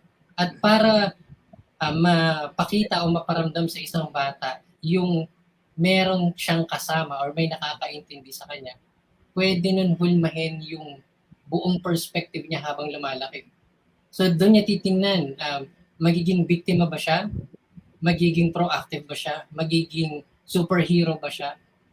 At ang kaganda sa children's book, sky is the limit. Walang, kung kaya ng imagination mo, pwede mong dalhin yung storya doon. Pwede siyang tungkol sa pagkakaibigan o sa kahirapan o sa connection mo sa tatay mo o sa nanay mo or sa namatay mong magulang or lolo, lola. Pwede siyang maging kahit ano. Pero sa bata, pare-pareha siya kasi totoo siyang nangyayari. Pwede niyang dalhin yon. Kagaya ng kinento ko kanina na Sinema ang Batang Papel, yun yung first na children's book na nabasa ko na finally nakakita ako ng hindi sunshines and rainbows na book. At nakita ko yung reflection ng community na ginagalawan ko. Tapos dahil doon, parang nakita ko na, hindi pala ako mag-isa. May mga kagaya ko. So yun yung unique sa children's book na sana mas i-maximize pa natin kasi yung lawak ng kaya niyang abutin at may mga sugat na po pwede na nating ma-heal sa ganung edad pa lang. Ganun siya ka-importante. So yun lang yung masasabi kong unique talaga dun sa medium na yun. Yes. Yung takeaway ko nga rin is yung pag-acknowledge ng uncomfortable, wala siyang age limit. Wala siyang parang pagdating mo ng certain age, doon mo lang pwedeng makuha yung information na yun. And actually, yun yan, na hindi natin dapat underestimate ang mga bata and how perceptive they are to the things around them and how they are very open to all these experiences. So, mabuti na habang aware sila at nakikita nila yung mga nangyayari na to, na they're made aware of this already. So dagdag ko lang din pala, sorry. Sa maganda rin sa ganitong medium ay opportunity to sa mga magulang na hindi kayang ipaliwanag sa anak nila yung sitwasyon. So, kung sakaling hindi sila ganoon magaling sa communication sa anak nila, gagamitin nila ngayon itong children's book na to para iparating dun sa bata kung ano yung gusto nilang sabihin. So, maganda rin siyang meeting place sa pagdating sa gap ng communication ng magulang at anak. Yes, and nakikita ko doon na even yung parang parent and children relationship, conversation din yan and dialogue of being able to understand each other. So I think that's really, really nice. And next question is for Niccolo. There are many misconceptions about HIV and AIDS, both within and outside the queer community. How do you approach raising awareness for an advocacy outside of its perceived audience? Or outside of the LGBTQIA plus community? Right. So, interesting question. So, kung sino may nagtanong, salamat. The challenge here is that if you put a rainbow sa isang poster, meaning if you make it look LGBT-centric, then you're only capturing that market, most likely. So yung mga non-LGBT might not be able to stop or look at it because it does not call to them, right? So that's why I believe in creating materials that are inclusive, meaning when you see it, hindi siya obviously gearing towards that direction. So for example, I'll tell you an example. We were presenting this concept, which we have produced, by the way. Material na siya, hindi siya concept. We produced this material with Regine Velasquez for HIV. And we were being questioned, bakit? Sabi nila parang dapat LGBT yung nandyan. So sabi ko, ano gusto niyo ba nakahubad na lalaki? Ganyan? So, ang sa akin, Regine might be the good ground, you know, na how do I explain it? Magandang neutral na icon, right? Because she represents both the heteros and the LGBT at the same time, right? So yun yung example ko, no? So I like playing around that type of visual imagery na hindi yung in your face. Kumbaga, when you Yes. see it, you can relate to it, and a lot of people can relate to it, whether they are gay or not gay, right? So, yun. So that's how I would answer that question. Yes, that's really beautiful, and that's very interesting to me. Kasi, especially when you're communicating for a social issue or for a cause, it's so important to go out of our own echo chambers. Kasi sometimes we keep speaking to the same communities, and minsan hindi talaga maiiwasan. So Yeah. it's so important to reach the people who have Mhm. yet to be reached, and to do that hard work as well. Right. Thank you for that. Really nice. And for everybody, again, in connection to all of these, how do you know what kind of approach to take with a specific cause or issue? Let's start with Pepe.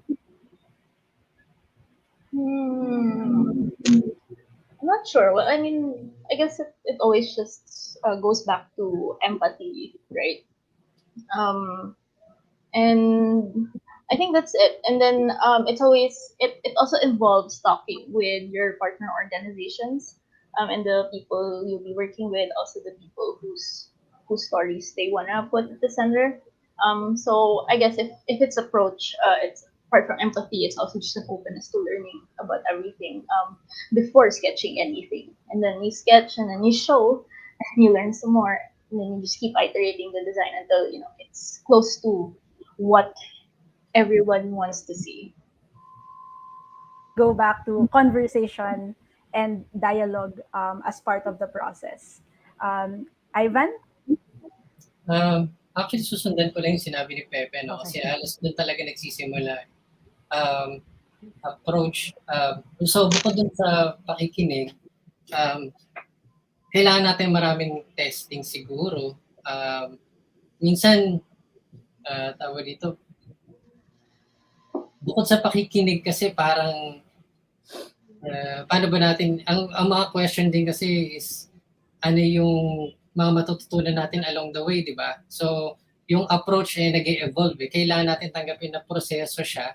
So, ganun. Parang cycle siya ng pakikinig, tapos pagbabago, then ite-test mo ulit. Kagaya ng sinabi ni Pepe actually, halos yun yung pinaka proseso, basic na process ng mga ganitong projects. Tapos, siguro madadagdag ko lang, i-align mo rin yung sarili mo siguro, yung mga sarili mong values dun sa mga projects na ginagawa mo. Tingnan mo, ikaw personally, nasan ka ba dun? Ano ba yung epekto sa'yo ng isang ng topic na dinidiscuss nyo or ginagawa nyo ng project?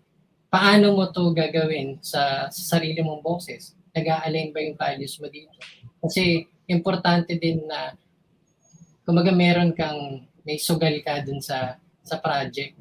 Kailangan kagaya nung ginawa ni Niccolo dun sa project na sinasabi niya, meron siyang stake dun as an artist.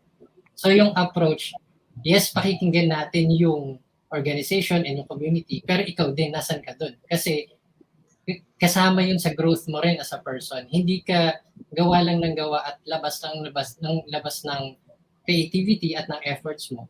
Pero ikaw, ang kagandahan sa ganitong project, yung cycle na yung bumabalik din sa'yo, natututo ka ng natututo. Nag-e-evolve ka rin na nag-e-evolve at yung mga opinion mo at perception mo, nagbabago din along the way. So, yun. I think, yung approach ay dapat handa ka rin matuto along the way. Yes. Ang galing kasi naalala ko yung personal is social at talagang interconnected talaga yung dalawang yon. And the work that you put out there, it goes back to you still, and it makes you grow, but it also makes other people grow as well. And Nicolo, next up. Yeah, you know, I would first look at the target audience. Sino ba yung audience nitong issue nito or cause na to? And then um doon ko siya doon ako magpe-play around kung paano siya aatakihin, no. So, meron lang akong tatlong possible na atake diyan. Drama, comedy, or public service announcement. Yun lang yan. Kasi, depende yan dun sa issue, no? Tsaka sa target audience mo na parang, mas mag-work ba dito yung comedy? And when I say comedy, something light-hearted, no? So, hindi naman kailangan funny, but, it could be light-hearted. Drama could be a dance of some sort, like a music video, could be anything that's heartwarming. So, PSA would be something very clinical, no? So you just have something announced either via a video or whatever, na very, very straightforward. Yun. So yun yung tatlong atake ko dyan. So drama, comedy, or straightforward. Ang ganda na ang ganda na na-categorize mo siya. I-take note ko siya minsan pag nagawa ko ng project. Nga, no? Yan lang yun. Wala ka na ibang pwedeng puntahan doon eh. Kasi yan lang yung possible na way to easily convey your message across. Ayun. So, pwede ka mag-pre-test at survey kung ano ba yung tingin mong magandang way to approach it. So, we've done in the Red Whistle, for example, we've done so many projects na kunyari, sexual health. We've produced one video with Rufa May Quinto and Kay Brosas. Nakakatawa siya, as in you can search it on YouTube. Na, I really think that humor is key. So, yun, nag-work naman yun, yung mga ganung messaging and approach. Yes, and na may aspect of entertainment talaga when it comes to design and creativity. And we have a few more questions, and we go back to Pepe. From Christita, since your work sometimes touch sensitive issues, which issues do you have to say no to, if any? Interesting.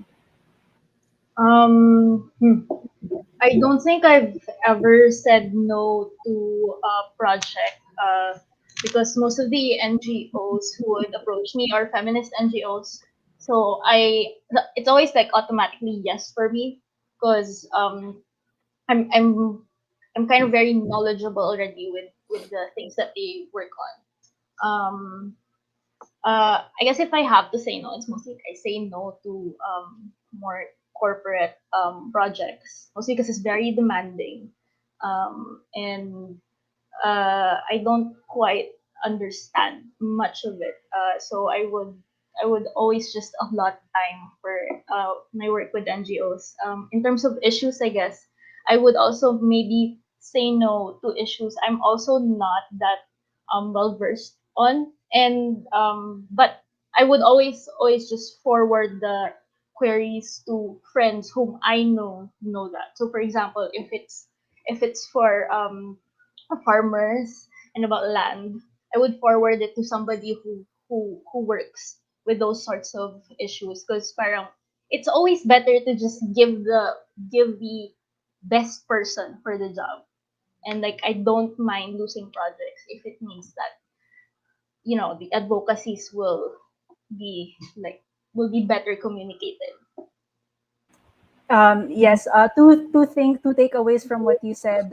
One is related to what Ivan said, na looking for things that align to your values. Kasi doon ka makakagawa talaga when it's coming from you and you feel it from yourself as well. And the second part is the idea of humility when it comes to creation. Now, you don't have to be the creator for everything, and now you can pass on these opportunities to other people who you may feel more equipped to do certain things, and that's okay. And diba, ganyan lumalawak ang creative industry talaga. So really love your answer for that. Next question here we have is for Ivan from Clarence.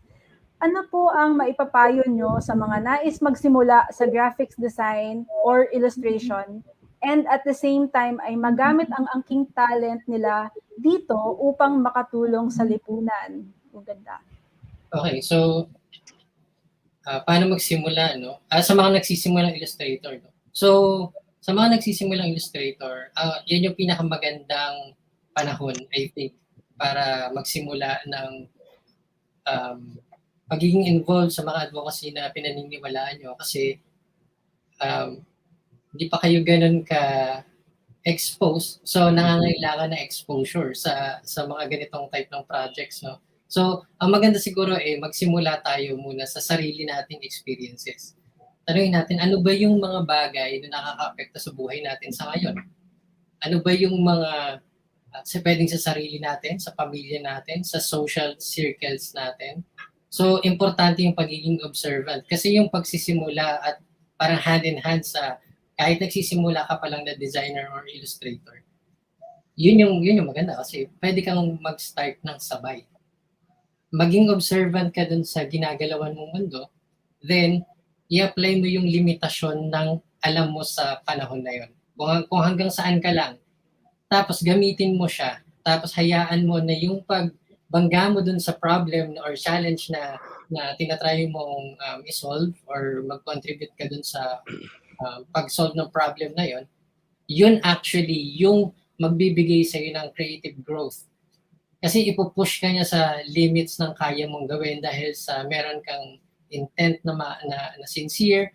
So, kung usapin to na kahit sabihin natin yung mga technical na growth, like yung style development, ganyan, yung pagkakaalam mo sa mga tools na kailangan mong gamitin, paano kung wala kang computer? Paano kung lapis at papel lang? Paano kung papel lang? Di ba? Ipupush ka niya sa limit mo. Pero dahil sa meron kayong goal na tinatry i-achieve, yun yung mag-i-inform sa'yo, yun yung magbibigay sa'yo ng growth. Kaya finifeed nila yung isa't isa. Yun ang kagandahan yan. So, yung iba yung nag-worry na parang feeling nila big gestures kailangan. Kailangan siguro rockstar artist muna ako. Kailangan siguro sobrang sikat na akong designer or illustrator. Hindi kailangan na ganun eh. Yung pinakamagandang place actually is yung nagsisimula pa lang kasi pinapromise ko sa inyo, lalawak yung mundo nyo bigla. Yung awareness nyo sa kung ano lang yung alam nyo right now at dun sa mga problema kinakarap nyo, bigla siyang sasabog at lalaki. At yun yung magkakaroon kayo ng, mag-start kayo ng journey na magiging lifelong student kayo. At itong dalawang bagay na to ng sincerity ng pag-create at pagiging involved sa advocacy projects at yung development nyo as an artist, parehas kayong mag-grow sa dalawang fields na yun. So, yun yung masasabi ko dun sa topic ng pag-i-start at pagiging involved dun sa advocacy projects sa panahon na ganun. Ang ganda ng idea ng starting with what you know. Kasi daunting talaga yan kung dami mong kailangan aralin, di ba? Pero you work with what you have, you go back to what you know and to trust that process. And for Niccolo, from Jerome, how do you select your subject for every photo shoot you're making? Were they chosen for some reasons? For headshot clinic, dalawang ways, no? So yung isa, people actually do register.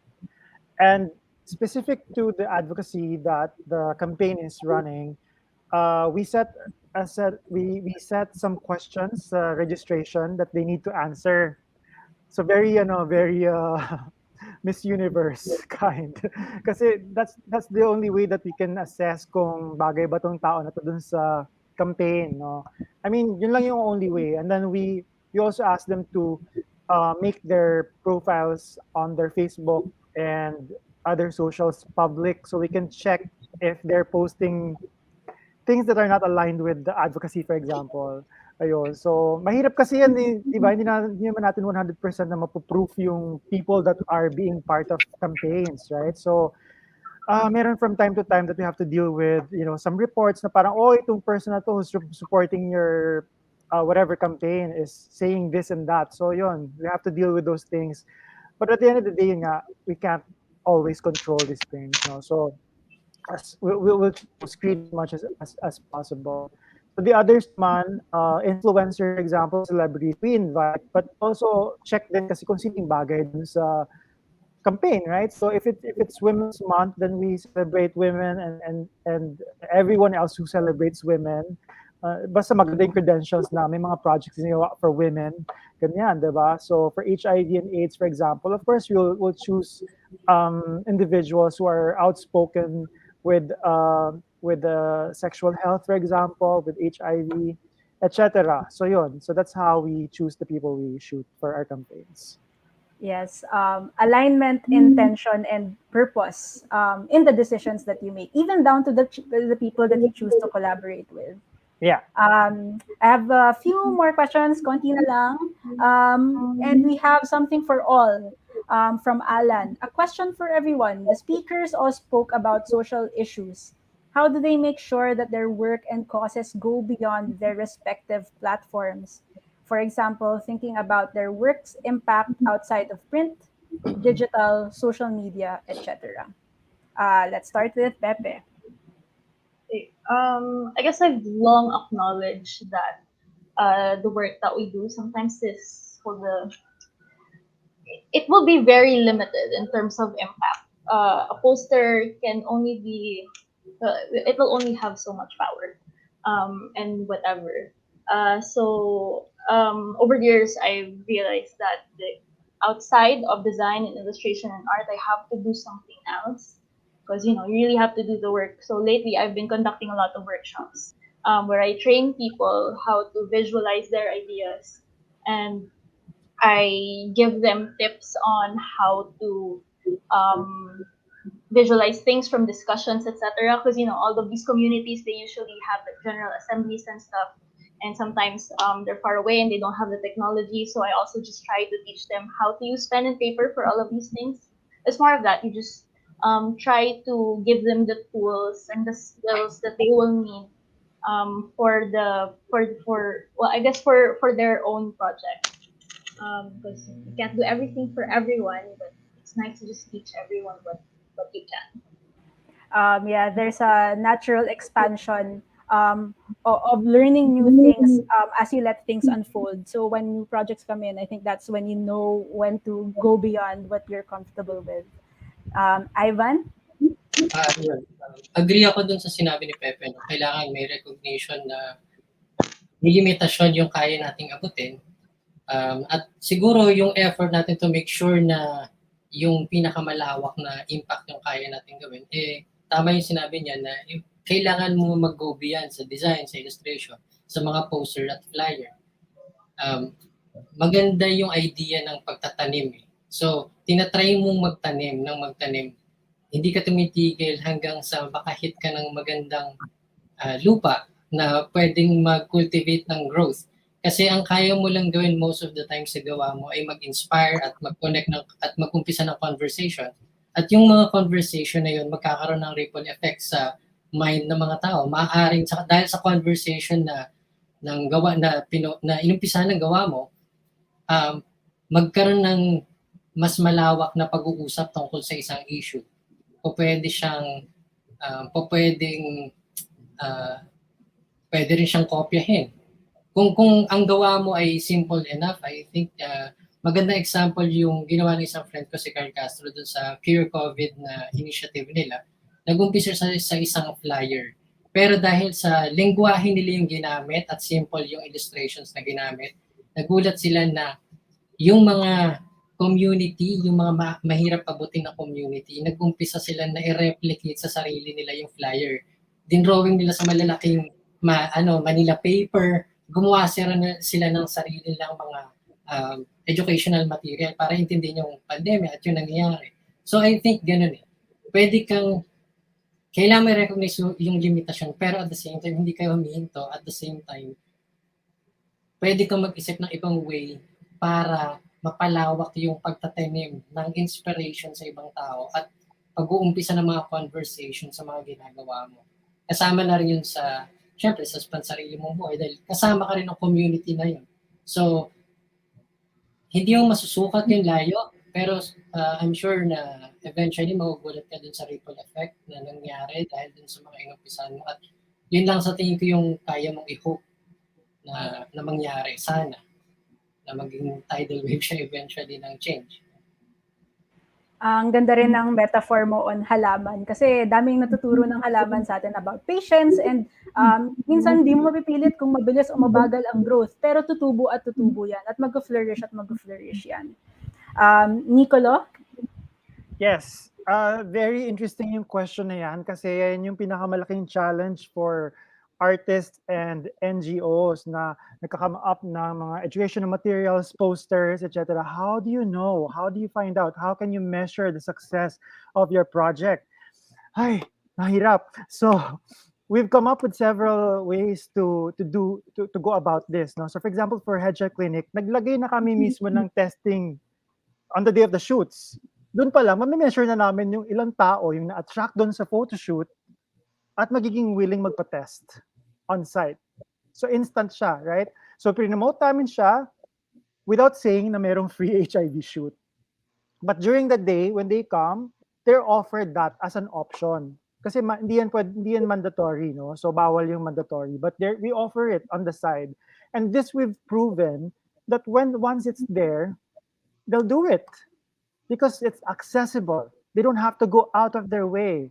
But we were able to attract them because it's a very attractive project. Now they want to get their photos taken or whatever like that. But okay, may HIV testing pala dito on the side. Why not? Yun. But that one is on the day itself na may activity ganyan, no? Uh, posters. QR codes are something that should be celebrated because that's a way to track. You know, you have a QR code on your poster or an artwork or whatever, so people can scan it and you can check how many people have scanned, diba? But of course, it doesn't stop from scanning, no? But did the kunyari, it's an HIV poster for testing. Did that person go?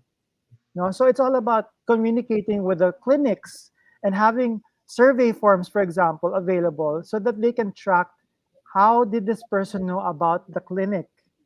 And they can say, oh, I got it from the poster that I saw, or I saw it from a post on Instagram, I saw it from a post on Facebook. So there's always a way to figure out a way. It's all about interconnectivity, right? Because at the end of the day, it just can't be you measuring all of this, right? So yon, these are things that I think can be done to measure the success of a project. Kasi it can't just be awareness, right? So people know it, but did they do something about it? So that's the big question.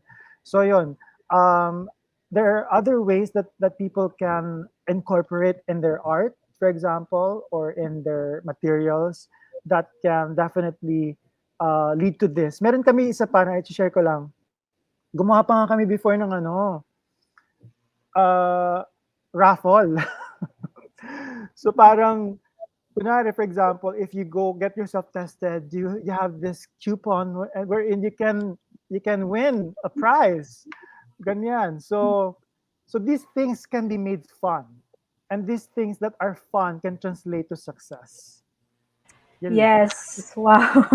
Yes, ang ganda na design and art is a gentle nudge.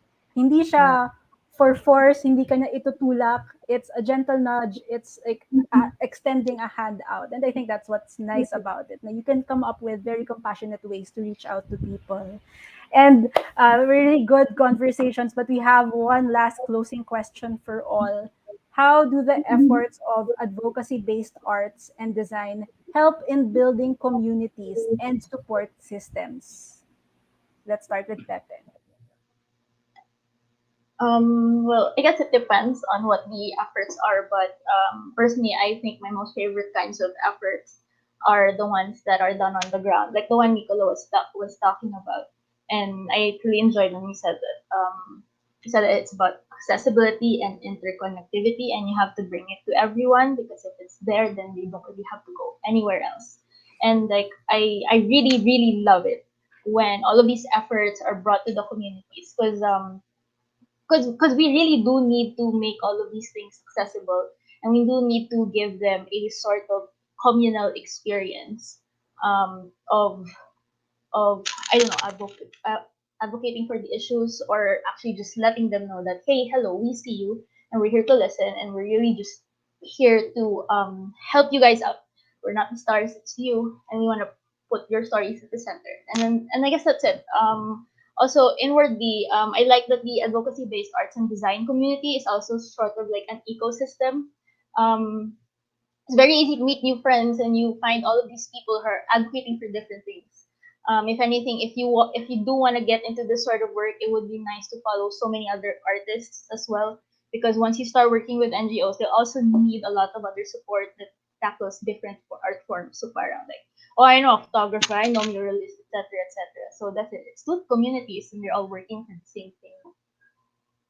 Yes, the feelings of being seen and heard, and that you're not alone, maybe in that feeling of loneliness, is actually very comforting. And I think mas nakaka-motivate when you're able to do that with groups who also advocate for the same thing. Ivan.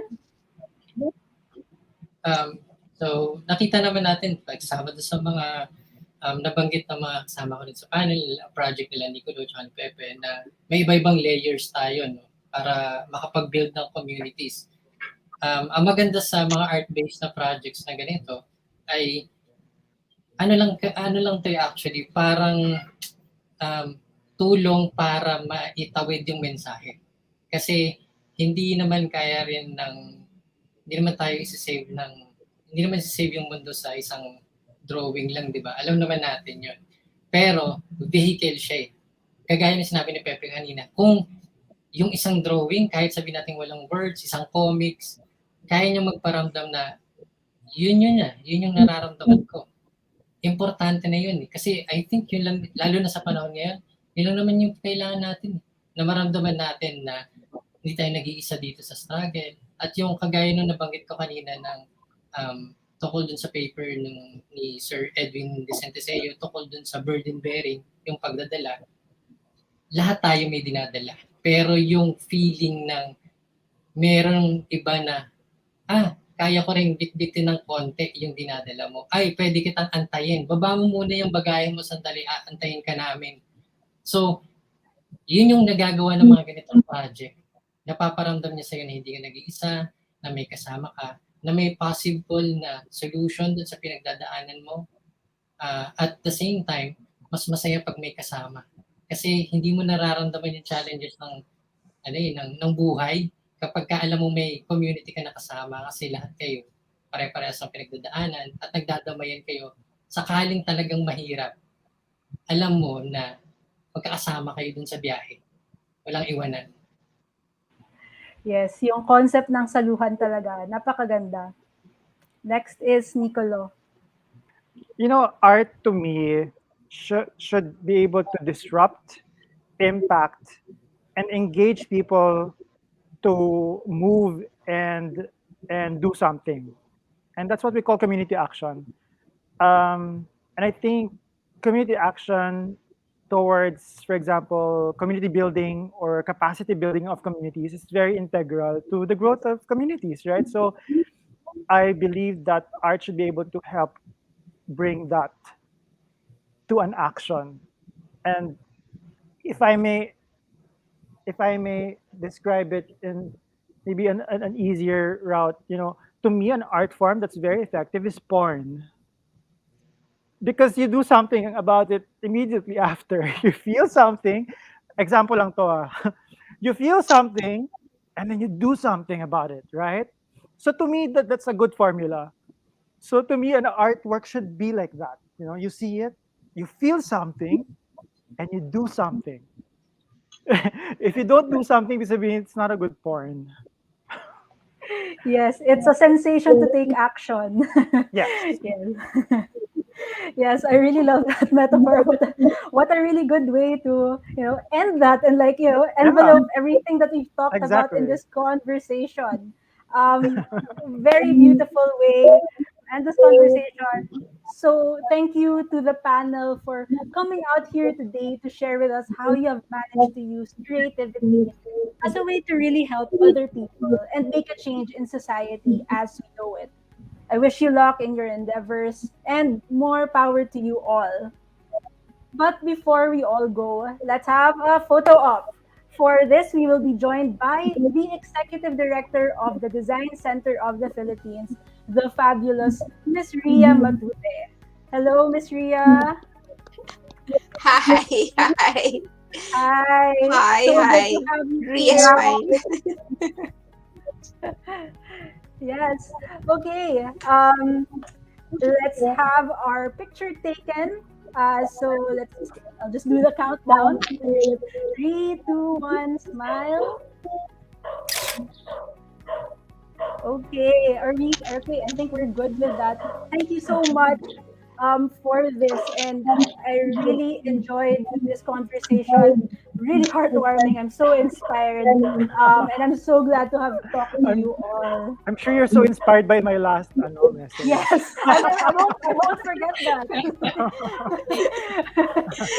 That's Key takeaways. unforgettable. Key takeaway. Yes, it is. Sensation to take action. Yes. Okay. So, okay. Thank you so much. Before we end, I'd also like to remind our audience to answer our feedback form. To give us some feedback, simply scan the QR code appearing across the screen or in the chat. As members of our design community, your opinion matters. So don't forget to fill out the feedback form. With that, if you want to give a platform to a cause or an advocacy you are passionate about, I hope this discussion has given you some ideas and some inspiration. So, if you liked what we've just shown you today, we have a whole week of talks, workshops, and masterclasses lined up for you. Ang dami pa, including one hosted by Canva and by me again, making design accessible. So, just to describe it, design is best communicated through the experiences we create for others. In this event, our guest speakers, Dan Matutina, Kay Aranzanso, and Roxy Navarro Arenal, will share initiatives they launched to help make design a little more accessible to everyone. Together, let's explore how individuals and groups across the sectors of design and education widen their ripples of impact through design. So join me and our special guests on Saturday, October 23 at 3 o'clock p.m. for Making Design Accessible. We will be sharing with you the link as well on the chat. So you can also head over to Design Center's social media pages if you'd like to know more. DTI Design Center of the Philippines. And one last thing before I go, let me once again say thank you to our partners. The Design Center and Design Week Philippines would like to thank the Department of Trade and Industry, our festival co-curator, Fringe Manila and Pineapple Lab, our international partner, British Council, our creative media partner, Adobo Magazine, our live stream partner, Kumu, our design partner, Canva, and our program partners, NASA Space Apps Philippines, and a half, Fame Plus, Buen Salido Architects, University of Cebu Animation, UXPH, lifeafterbreakfast.ph, Matic Hub, Robbins Design Center, Philippine International Comics Online Festival, Comiket, Design Davao Society, Architecture Design de Oro, Cagayan de Oro Design Week. And of course, we would like to thank you, our audience members who have joined us today, for engaging, for listening, and hopefully for being inspired for this. Don't forget to tag your posts with the hashtag DesignWeekPH 2021. Thank you for joining us, and we'll see you all tomorrow for our next design talk, Design Education for Kids. See you then.